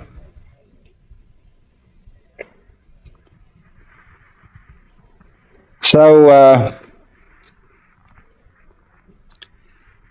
in other words, there is a point at which pain becomes an experience without having a negative interpretation put upon it.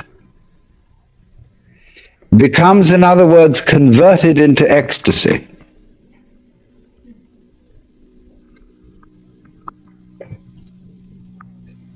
It simply becomes, you see, a way of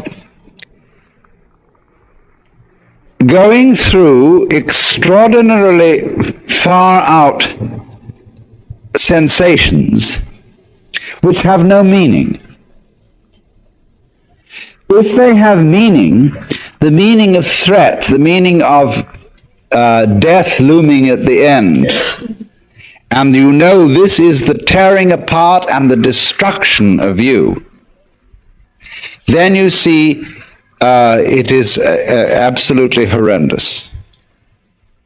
But if it has no meaning at all, just transpose yourself into another dimension to illustrate it, because what the dimension I'm talking about is a very tough one. But let's go back to a simpler one. Let's take sounds. Now, if you lie down and listen to all the goings on in this area, and you will hear planes moving and cars and foghorns and all kinds of crazy sounds, you see? People this way and that, so on. And you can listen to that and find it very interesting, very beautiful. But if someone were to do what John Cage does and put you in a concert hall with the expectation of hearing music, and by having a purely silent playing of the piano, compel you instead to listen to all the sounds going on around you, you would be shocked and feel that some kind of an avant-garde hoax had been perpetrated.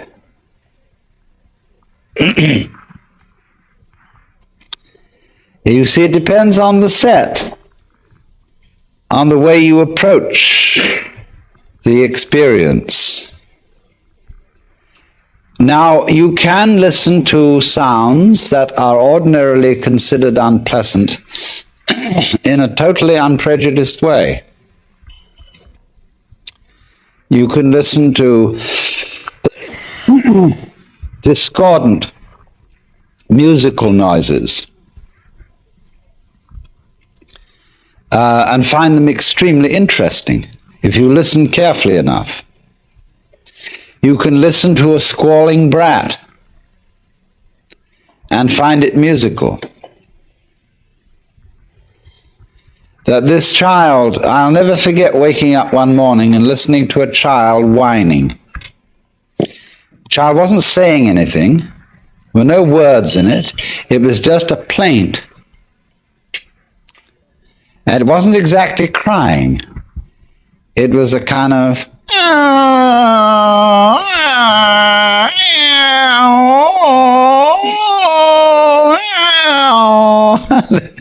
and there was something marvelous about it. This child's wonderfully articulate protest against some sort of nuisance.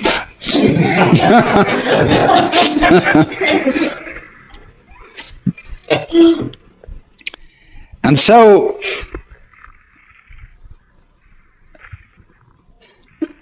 listening into those things without interpreting them, listening to one's own interior frustration and pain in the same way without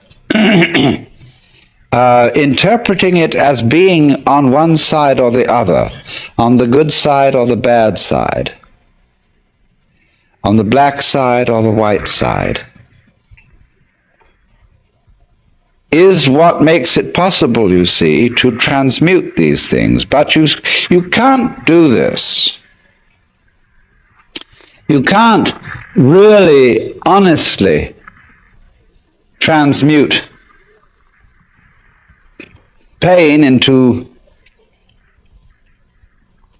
a form of play, a form of weird, far-out sensations that are basically just that. So long as you fail to see the inner unity of the opposites, so long as you fall for the idea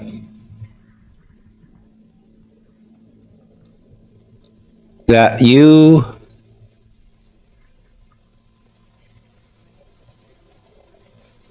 are nothing more than this particular life, than this particular ego, which came from nowhere and is going nowhere.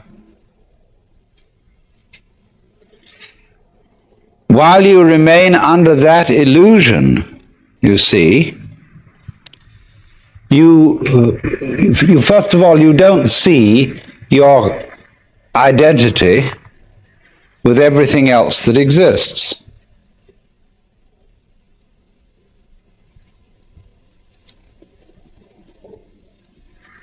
Now, if death then is a joke,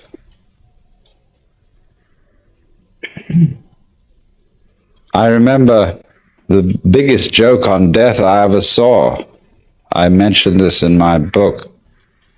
We visited the Capuchin friars' crypt in the Via Veneto in Rome. Some of you may have seen it, where there are 3 underground chapels where everything is made of bones. And the altar is made of bones. The pedestals of the altar are all shin bones. And then there are piles of skulls, and the decoration of flowers on the ceiling are ribs alternating with vertebrae. And the vertebrae are the flowers, and the ribs curl this way, curl this way, curl this way, the twining stems. And the whole thing is bones, and they have even a few full intact skeletons dressed in monks' robes standing on either side of these altars. It's the craziest thing you ever saw.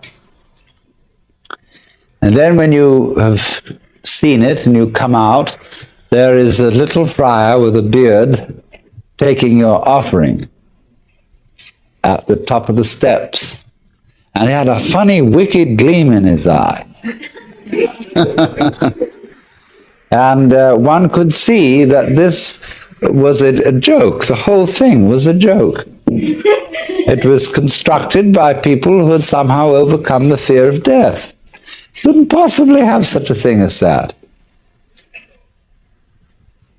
And so I was fascinated by it because I thought that on the day of the resurrection, there's going to be a tremendous scuffle, fitting all those bones together and everybody getting up the stairs for the last judgment.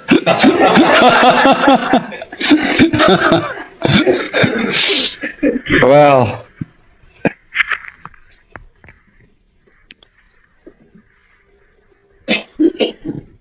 so if it is seen that death is a jest, but the question is, you see, we are so tormented by the bugbear of it being the real end, by the imagination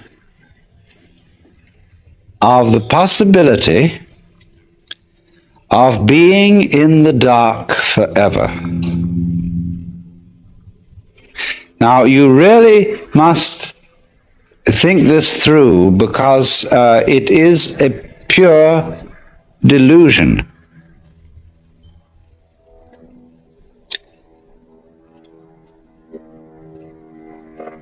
If you think, first of all, seriously about annihilation of consciousness, you will realize that annihilation of consciousness couldn't possibly be an experience. But being in the dark forever could be an experience. I mean, supposing you were buried alive and somehow you were immortal, but you had to stay shut up in a tomb for always and always and always. That would be pretty grim. But the annihilation of consciousness is not an experience at all. There isn't anything there to be afraid of. So if that's what's going to happen, there's nothing to worry about, I assure you.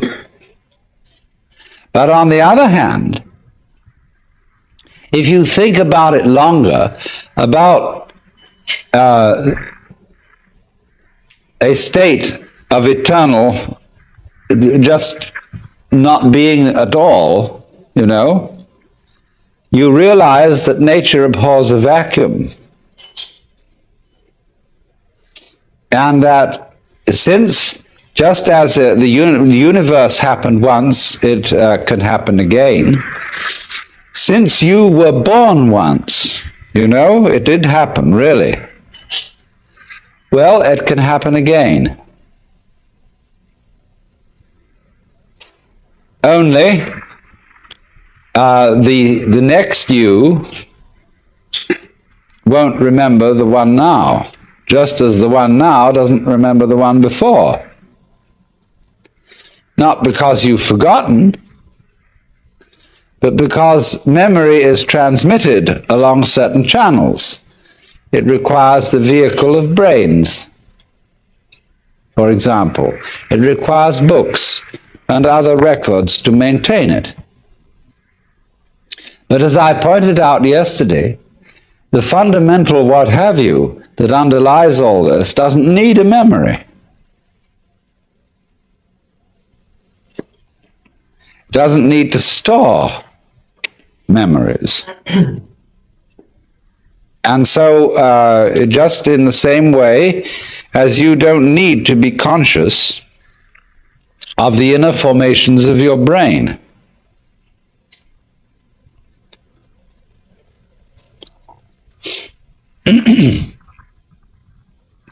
Also, here I'm talking speculatively. Also, there are curious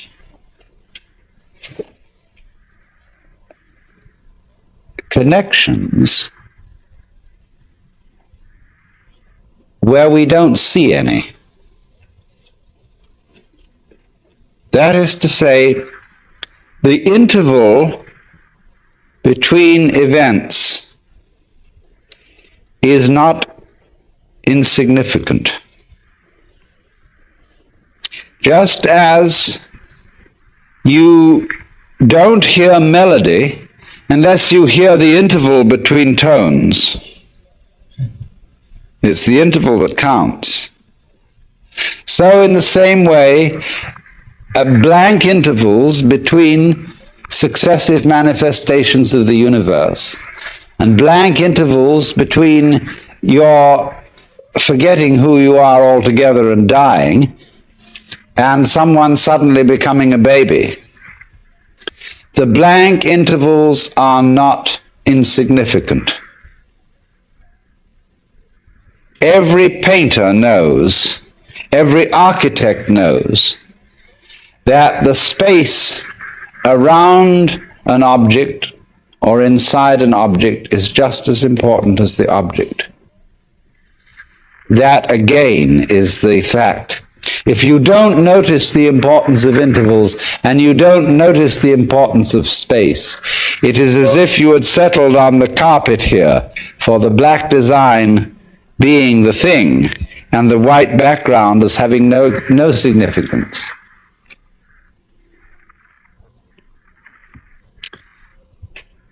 So what about the inside of this room?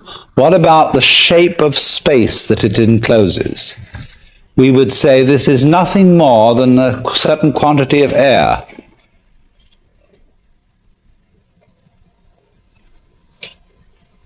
But don't you see that the distance, the space between that wall and this window is life room?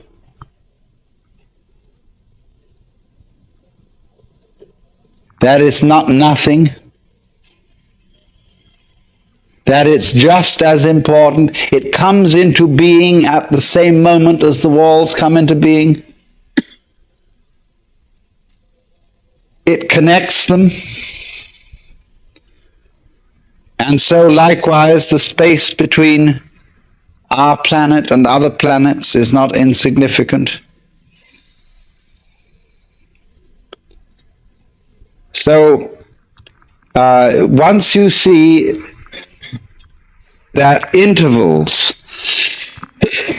of apparent nothingness are significant intervals, that their size makes all the difference to what's happening. When the intervals between dits are short, the note is high. When the intervals between the dits are long, the note is low or large, the high being little. See, why do we say high and low as distinct from little and big? Big instruments make big noises, little instruments make tiny noises.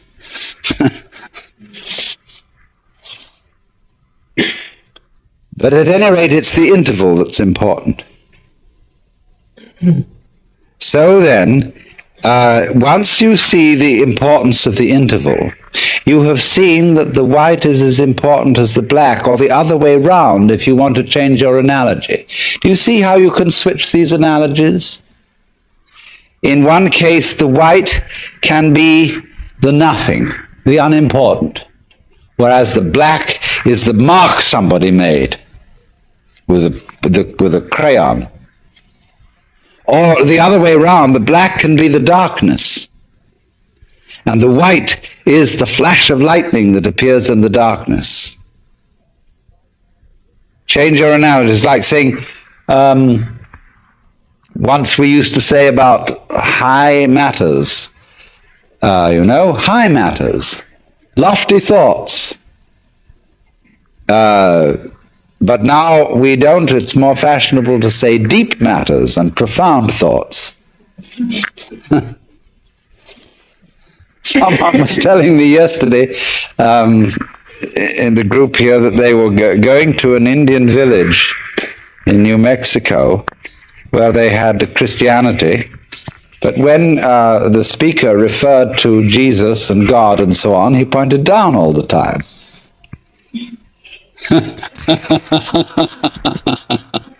Because, you see, he felt that things grew up like this from below. Whereas, of course, the ancient cults out of which the Jewish and Christian religions grew had the idea that the life of the sun and the rain came down from the heavens and fertilized the feminine earth, which then responded. But these things keep changing because you can keep switching your point of view. You can see the black as the design against the white background, and the white as the design against the black background, and you can flip back and forth, back and forth, back and forth. And the more you do that, the more you realize that the pairs go together.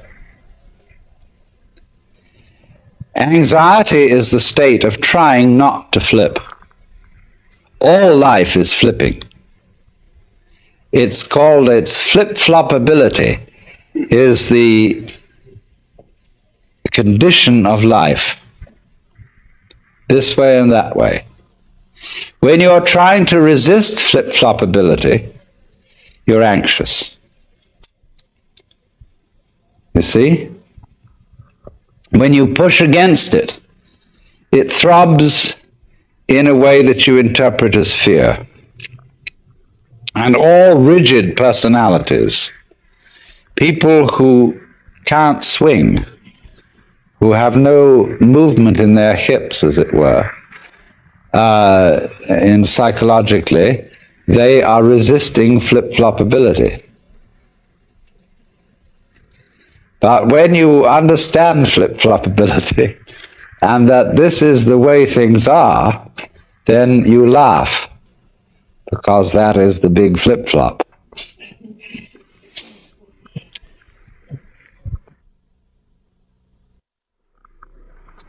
This morning I was discussing the joke of death, and the principal point that I was making was that death and life, or that is to say, in other words, the interval and the event, death being the interval between events, between one appearance and another of human beings, in the same way as winter is the interval between the appearance of the leaves in spring and their disappearance in the fall. But there is, you see, the chronic fear that the interval may be all that there is, that the interval may triumph, and there may be no event. And I was trying to show you that there is a polarity between the event and the interval between events, in such a way that you can no more have the one without the other than you can have the crest of the wave without the trough. And that this goes on and on and on in endless cycles, where there are small intervals making up small intervals and waves which group together and make up a set of intervals and waves, and they in themselves constitute the crest of a larger wave with a much longer trough. And then again there comes the group of intervals and waves on a short rhythm. And that this thing that goes like, you see, like this, you see, that this thing in its turn is the crest of a still greater wave, and that the nature of being is that this is the scheme of things. But the joke about it, what makes it exciting, is the constant anticipation that there might not be anything again after the interval, that it might all come to an end. And the real problem, in order to turn death into a joke, that is to say, suddenly to recover from this terrible anxiety that it might be finished, and then transmute the vibration trembling of anxiety into laughter. It is the same thing. Only the trembling of laughter is the trembling of anxiety seen from a different point of view. Now, what are the things that are obstacles to our being able to see that? It's almost as if life were itself a guru. And you know how gurus throw out tests to their students to see if they can pass these various initiations, all of which require nerve in the face of some formidable obstacle. All fairy stories are full of this. And so life itself throws out all kinds of reasons for supposing that we are faced with something serious instead of something playful. And I want to discuss with you a few ways which in Western history this obstacle has been thrown out, and how we today are bamboozled by these obstacles. In the history of Western civilization, there have really been, in the past 2,000 years, two dominant mythologies. One has had a long run and the other has had a fairly short run. But they are both ways of terrifying you so that you won't see the point. But at the same time, they are perhaps not merely negative things, but challenges barriers of the same kind that a guru would offer. For example, in the study of Zen, each koan is referred to as a barrier. And if you can pass the barrier, you see, you get in. But the function of the teacher is to put the barriers up to see how you'll react to them. So, in a way, we could say that the two great mythologies which have dominated the Western world in the past 2,000 years are two barriers. The first, of course, is the Christian mythology. And in the Christian mythology, the individual is made to feel that he is strictly on probation, that he does not really belong, that if he is at all a son of God, he is so by adoption and grace. He isn't really one of the family.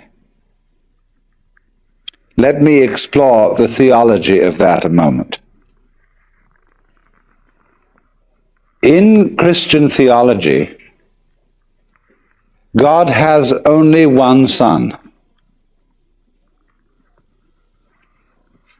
The monogenes, or the only begotten Son of God, who is the second person of the Trinity, the Logos, the divine idea of itself.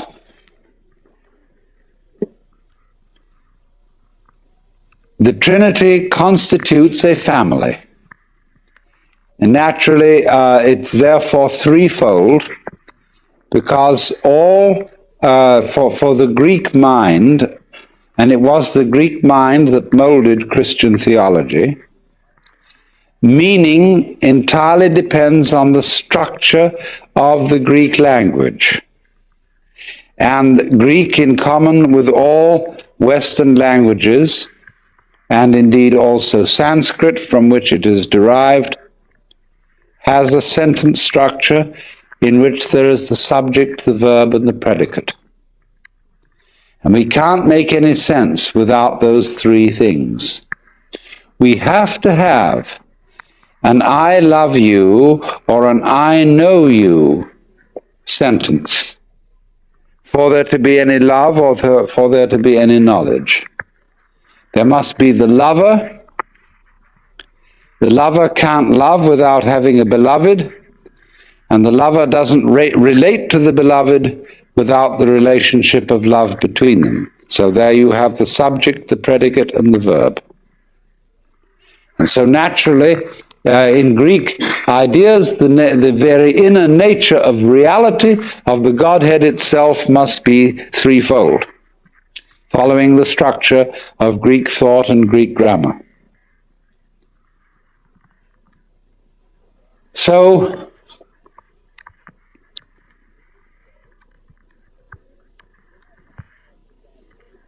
in this way, the inner life of the Godhead is completely self-sufficient. There is the Son, the object of God's love, so that God doesn't need any created world of finite beings as the necessary object of his love, so that he can be love. You see? So then, the created world is something extraneous. It's something that the Lord threw off in a fit of exuberance. And although it is very much beloved by him, he doesn't in any way depend on it. He, in a sense, fathered it, but he fathered it out of nothing. It had no true mother. And so, in a way, it's an orphan. And the relationship between the creator and the creature in popular Christianity has always been the relationship between the king and the subject. And the relationship between the king and the subject is very, very strange, estranged, because the king, in the archetypes of kingship which existed in the Near East in ancient times and upon which this theological imagery was originally modeled, the king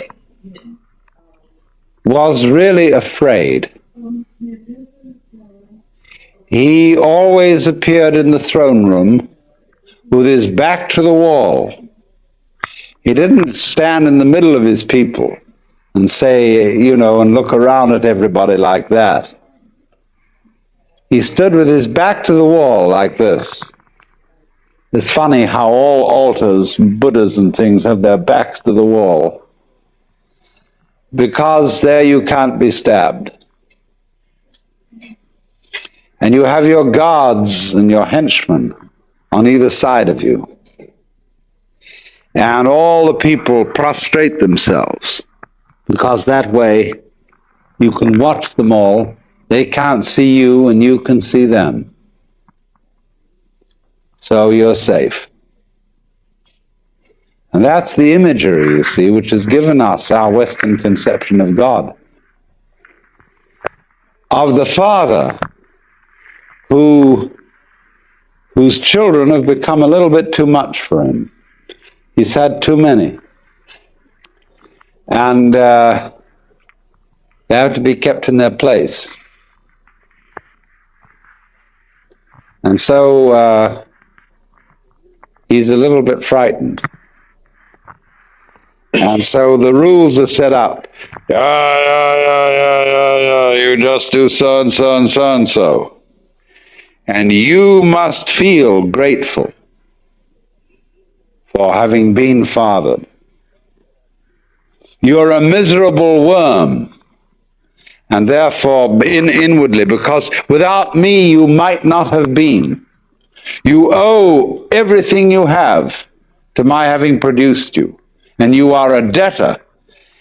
And because you are a debtor, you have a duty. Duty is the same word as debt, debit. You owe life to me who produced you, although I won't admit I had a great deal of fun doing it. And so you must all crawl.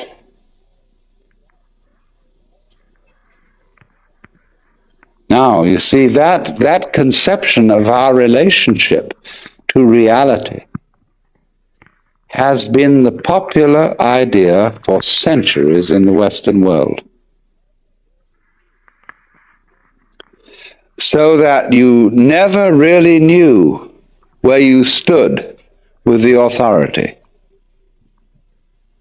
Because the authority gives you the impression that you are so bad intrinsically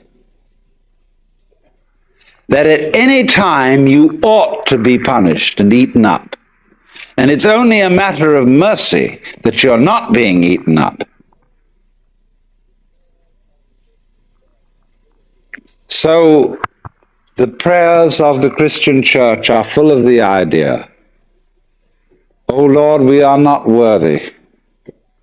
And since it is only of thy great mercy that we continue to survive at all, we humbly beseech thee, etc., etc.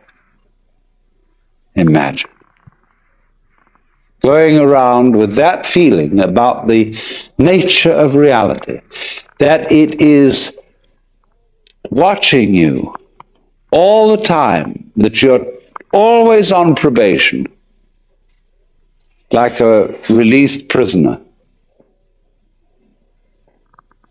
And therefore there is an all-seeing eye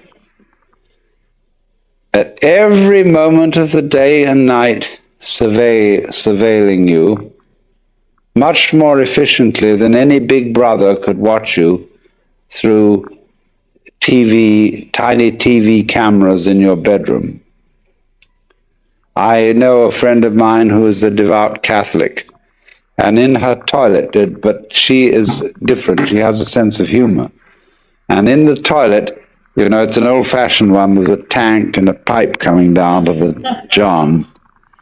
And there's a little placard on it with a big eye painted. And in Gothic letters underneath it, it says, "Thou, God, seest me."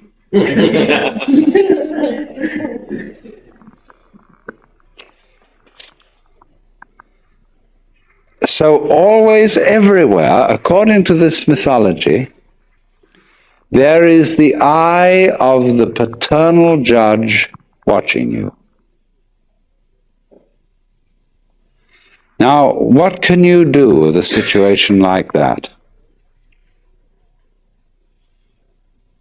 If that's the way things really are, you don't know whether this Lord has a sense of humor and whether you can say to him, "Hey, look, don't take such an advantage of me like that.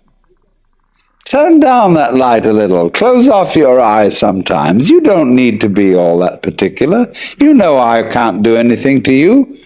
I can't knock you over. Why do you need to bug me all the time?"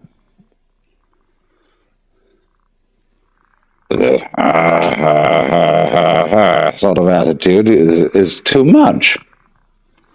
And so people couldn't stand it. You know, 600 years of it was enough.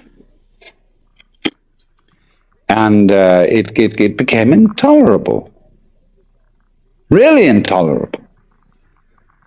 Because everybody knew they were sinners and that they were doing all the things against the rules in the book, and nobody could possibly put up with it.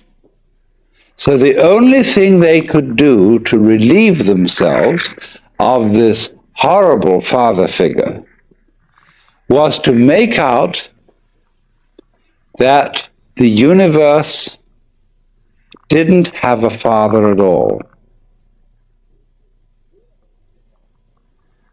That it was really an orphan. Not even virgin born. It didn't even have a mother. In other words, in order to escape from the mythology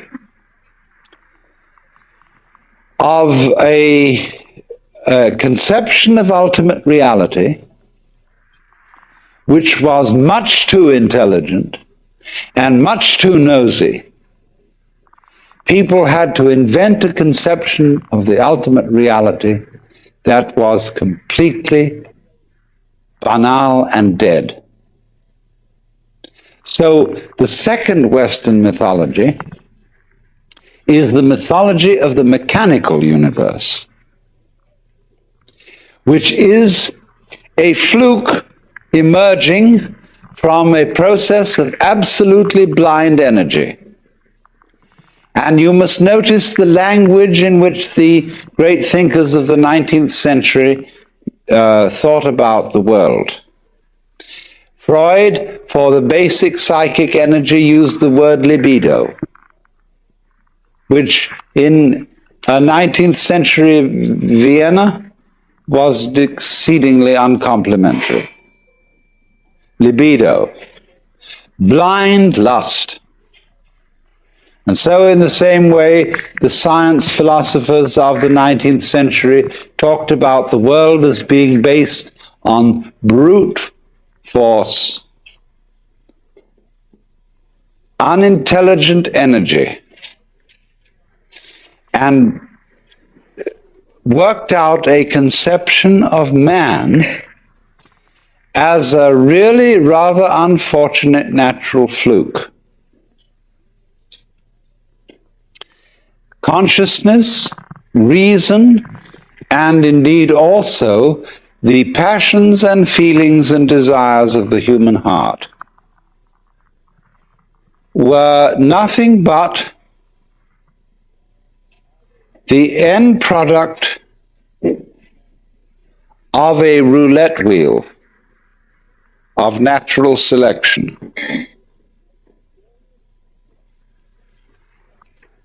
It's a most curious paradox that those philosophers of the 19th century who denied the supernatural origin of man and who insisted that man is simply a part of nature, one of the members of nature, nevertheless set up a state of alienation between man and nature without precedent. I am a part of nature. I am something that nature fluked into being, but nevertheless, this fluke is something that nature doesn't care about. It doesn't care about my ego and its future. All that is important to nature is the species. The individual is irrelevant.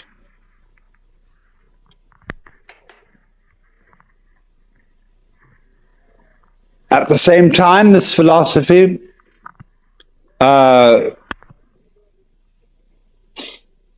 arose when we were becoming conscious of this sheer magnitude of the universe. And it took the first impression of this vastness as a pretext for making little of human beings and saying, what do you matter in this huge cosmos?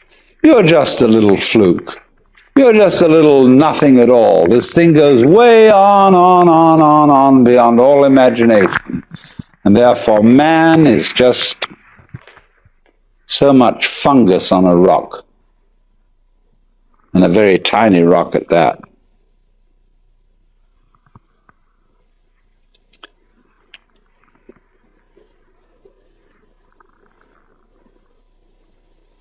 In other words, it took the standpoint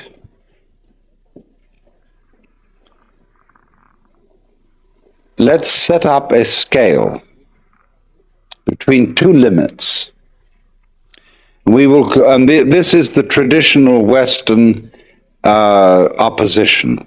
On the one end of the scale to the left here, you have matter, the inert, the clay put into shape by the potter. On the other end of the scale, you have spirit, which is intelligence. And these are what the mathematicians call limits. And a limit is something you approach, but you never actually get there. Now, what the 19th century mythology did was to think of all things towards the limit called matter. It said, in effect, there is this dead material stuff. It is energetic, but the energy is unintelligent. It's a kind of roaring mechanical energy like fire or electricity or so on. It is not intelligent. And everything is really that. What we call human intelligence and consciousness are merely complicated forms of this primordial energy. And they are nothing but that. In the same way, we are evolved from lower orders of animals. And I can trace my ancestry to a protoplasmal globule, Pupa says. And, that's what you really are. You're only a complicated protoplasmal globule. Now, do you see the intent behind this mythology? The intent is to deprecate. The intent is, as we say now, to put down the human being because the human being felt that hitherto he had been put up too far in the wrong way.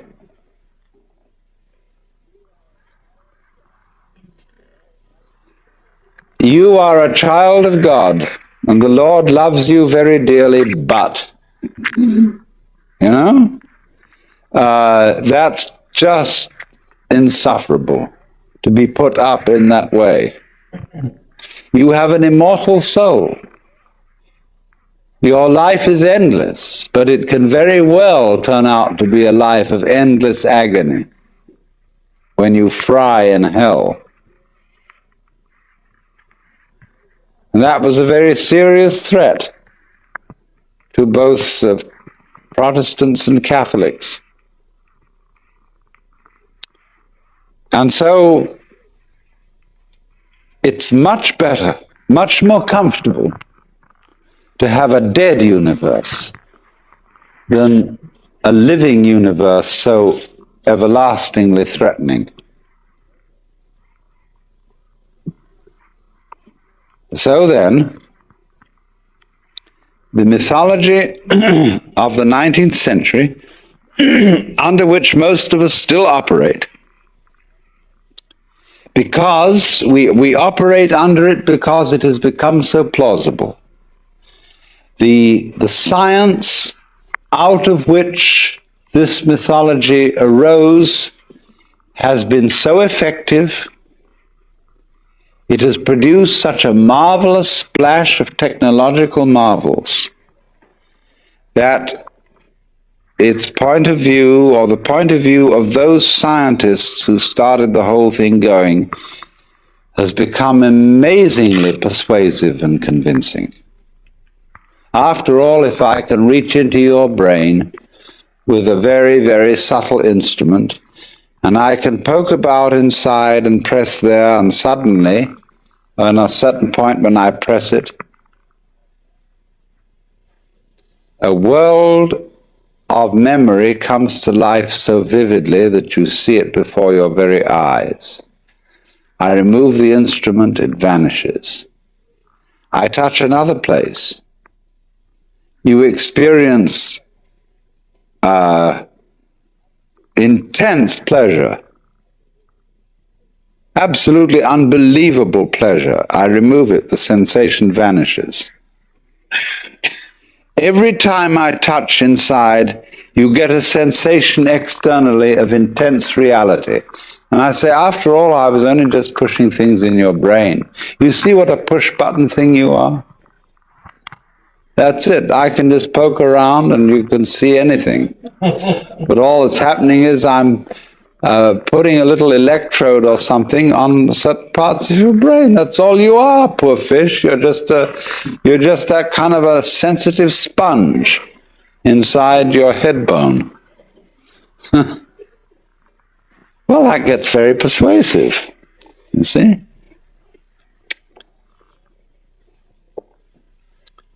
And people are therefore in a position, they are prejudiced to favor a mythology that will make out that you are, after all, nothing but something or other. Nothing but a kind of complicated neurological jello.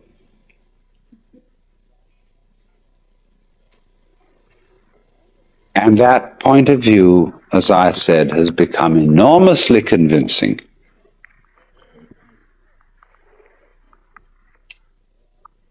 It's plausible today. Whereas the old point of view of God the Father and all the angels isn't plausible. It seems kind of weird in relation to what we know about the state of the universe.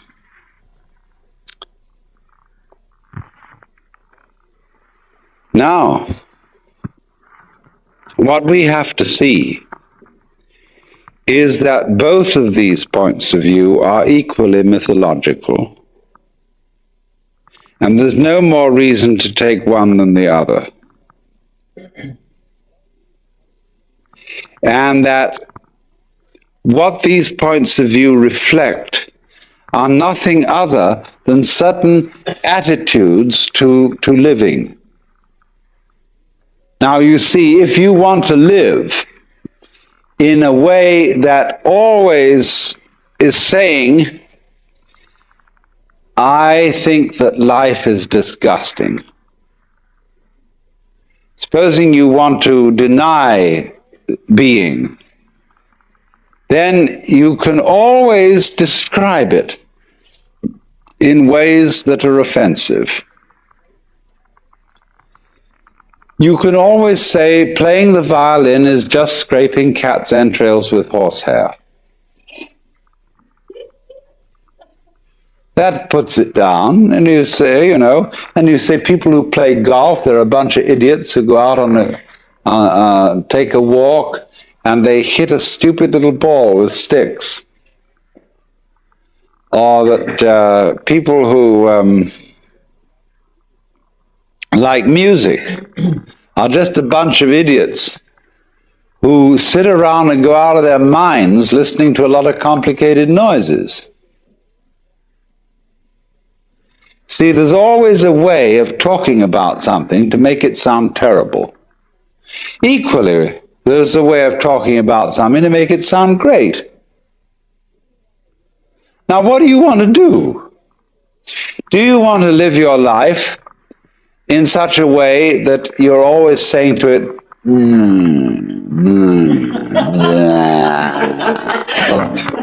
Do you want to? Is that a good way to conduct things, or do you want to live your life in such a way that you say, "Come on, let's go"? You see, let's swing this thing. On the one hand, you see, you're always in tension against it. Do you remember I pointed out to you in this morning that the person who's anxious, constantly anxious, is the person who is resisting the flip-floppability of things. Life is vibrating. It's going blip, blip, blip, blip, blip all the time, and the anxious person says, God's sake, don't do that. Because, you might do it too much. I don't want to blip like this. It makes me feel nervous. Stop it. And so, as he puts his weight on this blip, blip, he goes like this. You see, it gets trembling. So instead of saying, come on, let's blip, see, let's go, and do this thing. So in exactly the same way, the person who wants to say, well, you are nothing but some kind of chemicals, and they're just a lot of. You're a bag of pus and blood, basically, with a few bones inside, and that person is doing the same thing, you see, as the person who's putting pressure on the flip-floppability of things, and so he gets anxious. And the person who does this, he wants to say, he's always, look, think about your friends and the people who are philosophical and enthusiastic materialists. They're always going to pose themselves as a certain kind of hero. After all, you're just a dreamer, but I face facts. See, I'm a hard-headed realist, and I'm as a matter of fact, I'm an intellectual porcupine. I have my prickles out all over the place because I'm the kind of person who, in the academic world at any rate, is full of rigor. I ask, what precisely is the evidence about this? And I'm analytical, and I'm believe in. I don't like woolly and vague thinking. I like it clear cut, and you can see that porcupine's bristle going right through like that. See, well, this is a personality type who wants to play that role, whose message in saying all this jazz is, I'm the kind of person who is all dry as a bone, but I believe that that is strength, and that's reality. And another kind of person says to him, "Oh, you are intolerable. You're so dry, you're so dull, you rattle, you don't have any juice in you.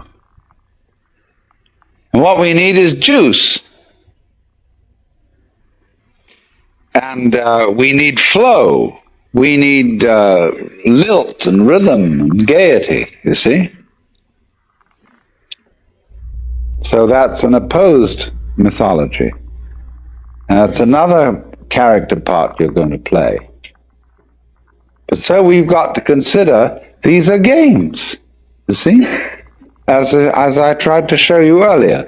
The kind of roles we play are the kind of games we play. So, but the question is, which is the optimal game? Certainly we can't do without some prickly people, because life is prickles and goo. And it's basically gooey prickles and prickly goo, but the gooey people are always trying to make out that it's only goo, and the prickly people are always trying to make out it's only prickles. Now we do need both, see? But the question is fundamentally, which game works better? The game that resists the vibration, the flip-flop, or the game that goes with it? Obviously, the game that goes with it, that cooperates with the general scene, will be a longer game and a more amusing game than one that totally resists it.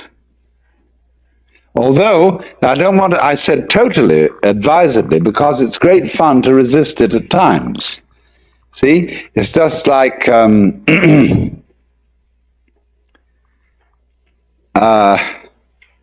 when somebody massages you, and they're really expert, and those fingers are just vibrating like this on your back, you can give and just go woof. But it's also fun sometimes to tighten yourself, your muscles against it, so as to feel the full impact of this thing, see? But what I want to, the real point I want to get across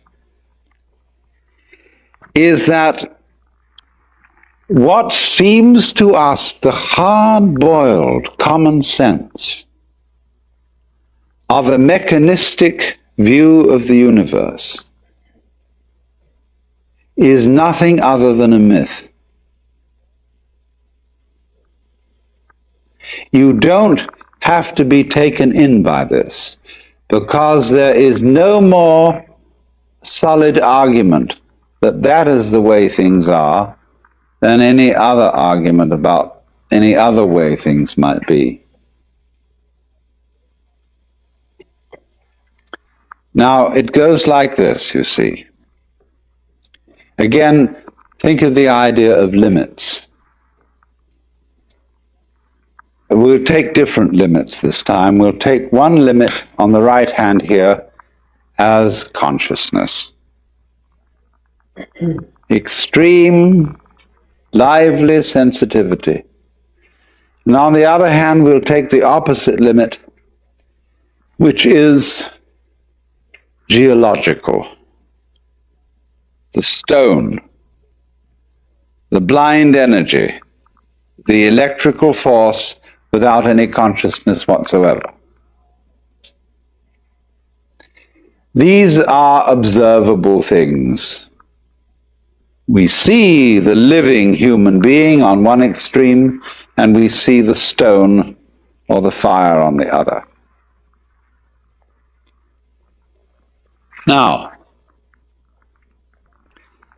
our 19th century mythologist wants to describe this limit in terms of this one. He wants to say that consciousness is nothing but a very complicated form of minerals. Why can't you go the other way and just as easily say minerals are a very simple form of consciousness? That works, doesn't it? I mean, after all, here's this mineral.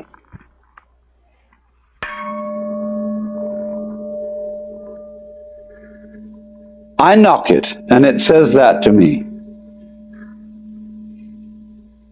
This is a rudimentary form of consciousness. This thing inside is not making a noise to itself, because that requires ears. But in some way, this thing is going to itself. It's shaking like that. And that's its consciousness. Its response, its resonance. It isn't totally unconscious, but its consciousness is extremely simple. Now, you may think I'm spinning fairy stories, but is that any more of a fairy story than to say that your consciousness is nothing but chemistry? I mean, you think you're conscious, and that you have this high and mighty state of affairs, but actually, of course, if we look at this very realistically, all this is just colloidal substances bubbling around.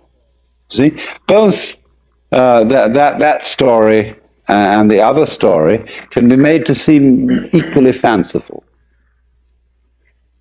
But the question is this: if I say about the gong, look, my friend, I respect you because you are a little bit conscious. See?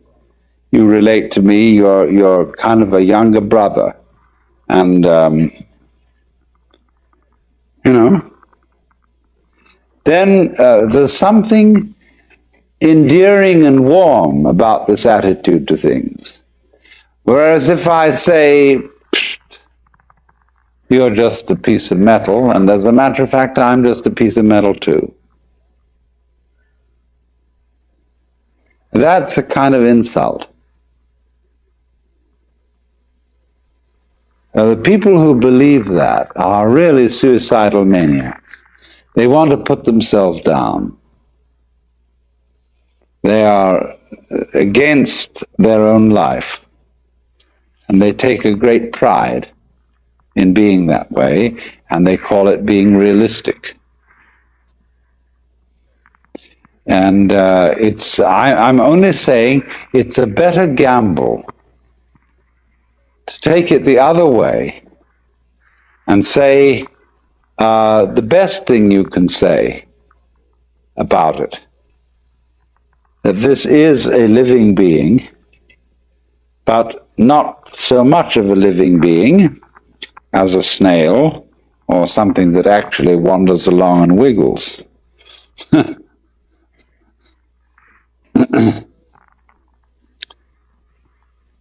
So you see, the pressure upon us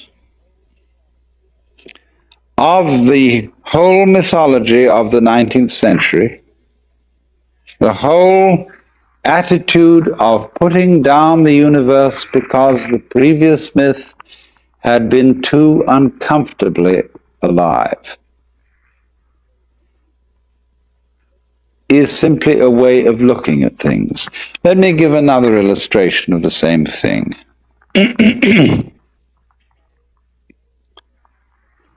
If you study the various forms of life from the standpoint of natural selection, you may come up with a rationalization for everything. Somebody wants to know, why do butterflies have eyes on their wings? Some butterflies. Well, somebody scratches his head and says, oh, well, there must be an explanation for that. There's an explanation for everything. Why is there an explanation for everything? Because the universe is really a tight engineering job. So, why do some butterflies have eyes?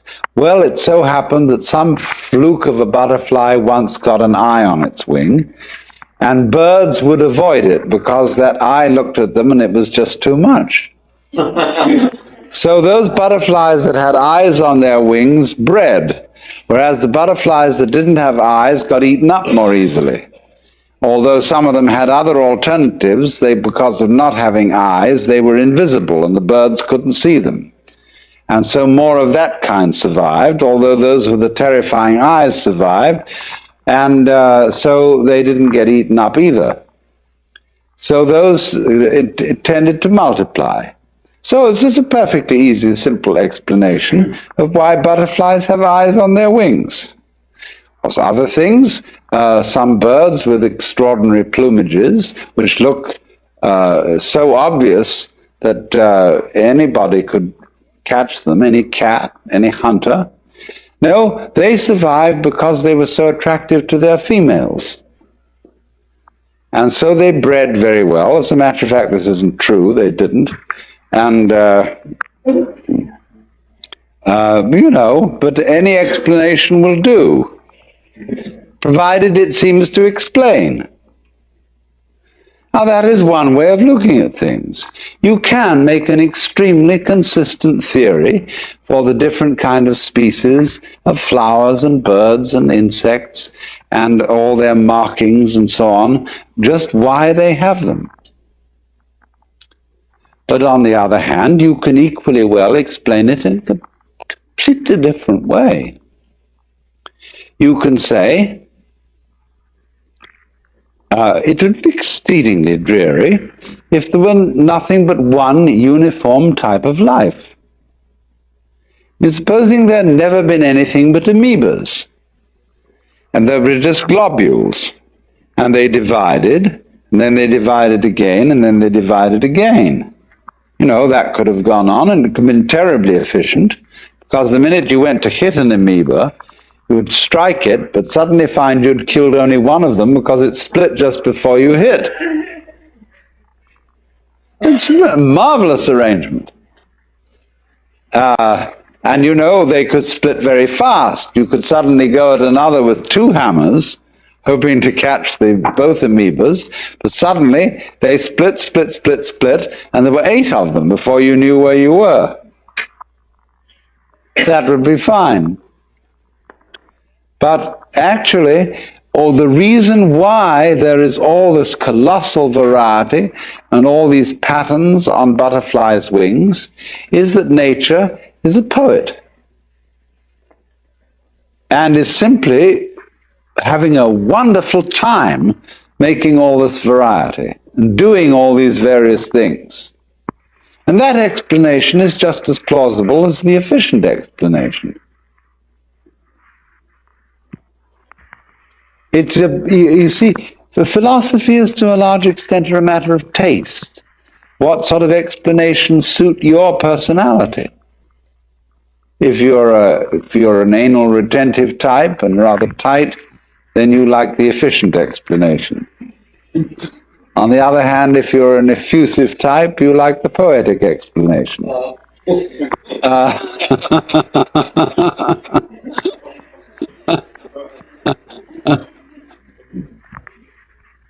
But there are, though, beyond that, certain considerations of which of these explanations affords better games.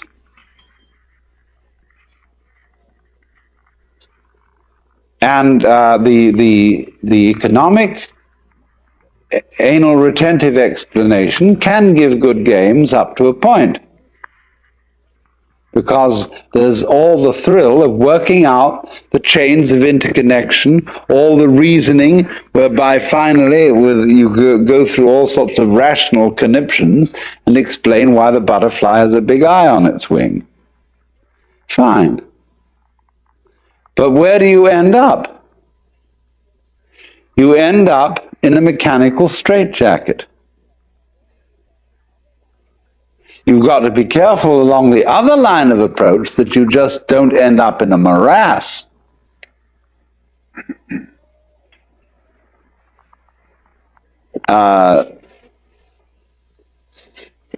You could do that. So you look for a middle way. But the point that emerges from all this is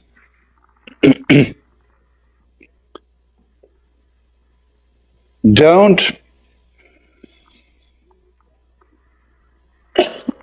be bamboozled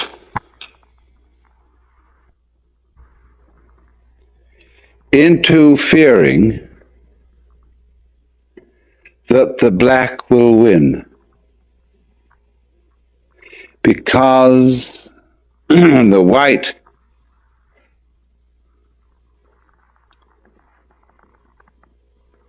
is the only thing there is, and the black, the nothing that surrounds it, will eventually engulf it.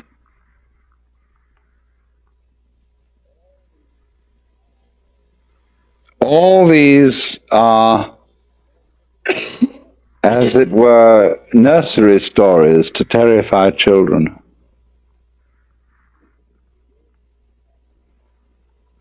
You live in a cosmos where the light of consciousness and the darkness of unconsciousness go back and forth, just as the crests and the troughs of the waves.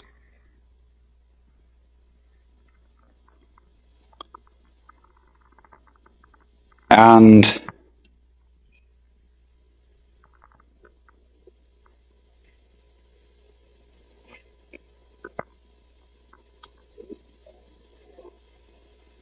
this situation of yang and yin, positive and negative, is exceedingly productive. It's like a male and a female who become the parents of all sorts of children. And out of yang and yin, black and white, come all these adventures through the original stratagem of pretending that the one is and the other isn't, that yang is and that yin isn't.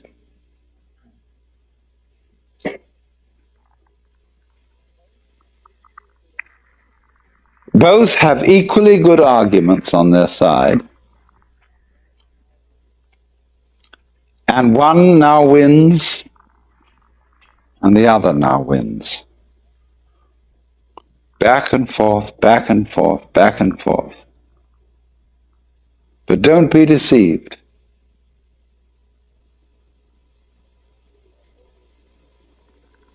The two are always together.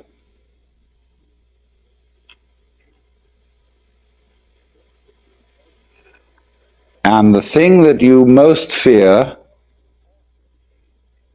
the awful, awful thing that could happen, think it through. What could that be? What could the very end be? What is it that you dread?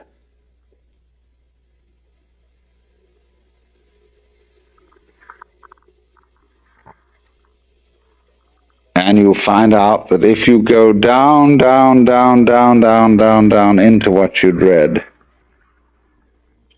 be swallowed up, be annihilated, let the horrible scorpion, spider mother, the octopus thing catch you and take you down into its inmost guts, what will it do with you? Why, it'll transform you into itself. And then when you are it, as I said, every creature feels like it's a human being. Because after all, that's I.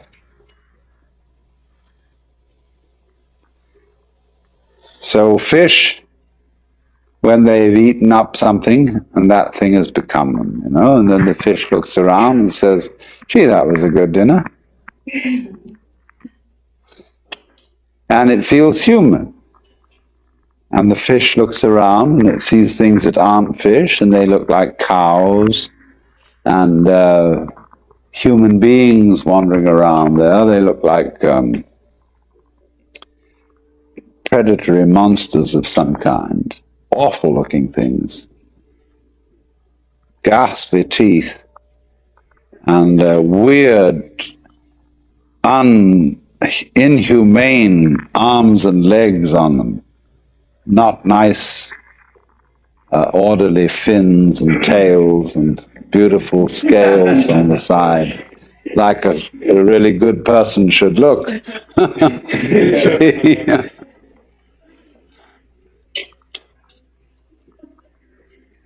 So, this thing of death and of being transformed is where our life reaches a certain point where it has to go bloop. And in the moment you go bloop, you forget. You lose control, you see? That's the sensation. When control is going, you're just on the verge of the crisis where it's going to bloop. And you say, well, where was I? Gee, this is strange. I'm alive. I don't remember where I was before. That's the sensation of coming to birth. And you grow and grow and you become more familiar with this and more familiar. When you're completely familiar, it goes bloop. And you're new all over again. See? Quite different.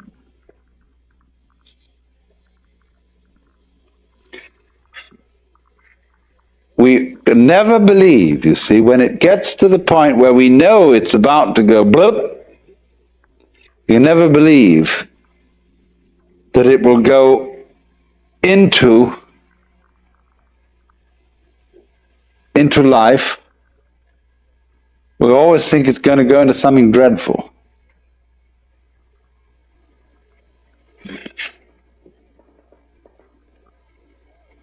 But you see, once you know,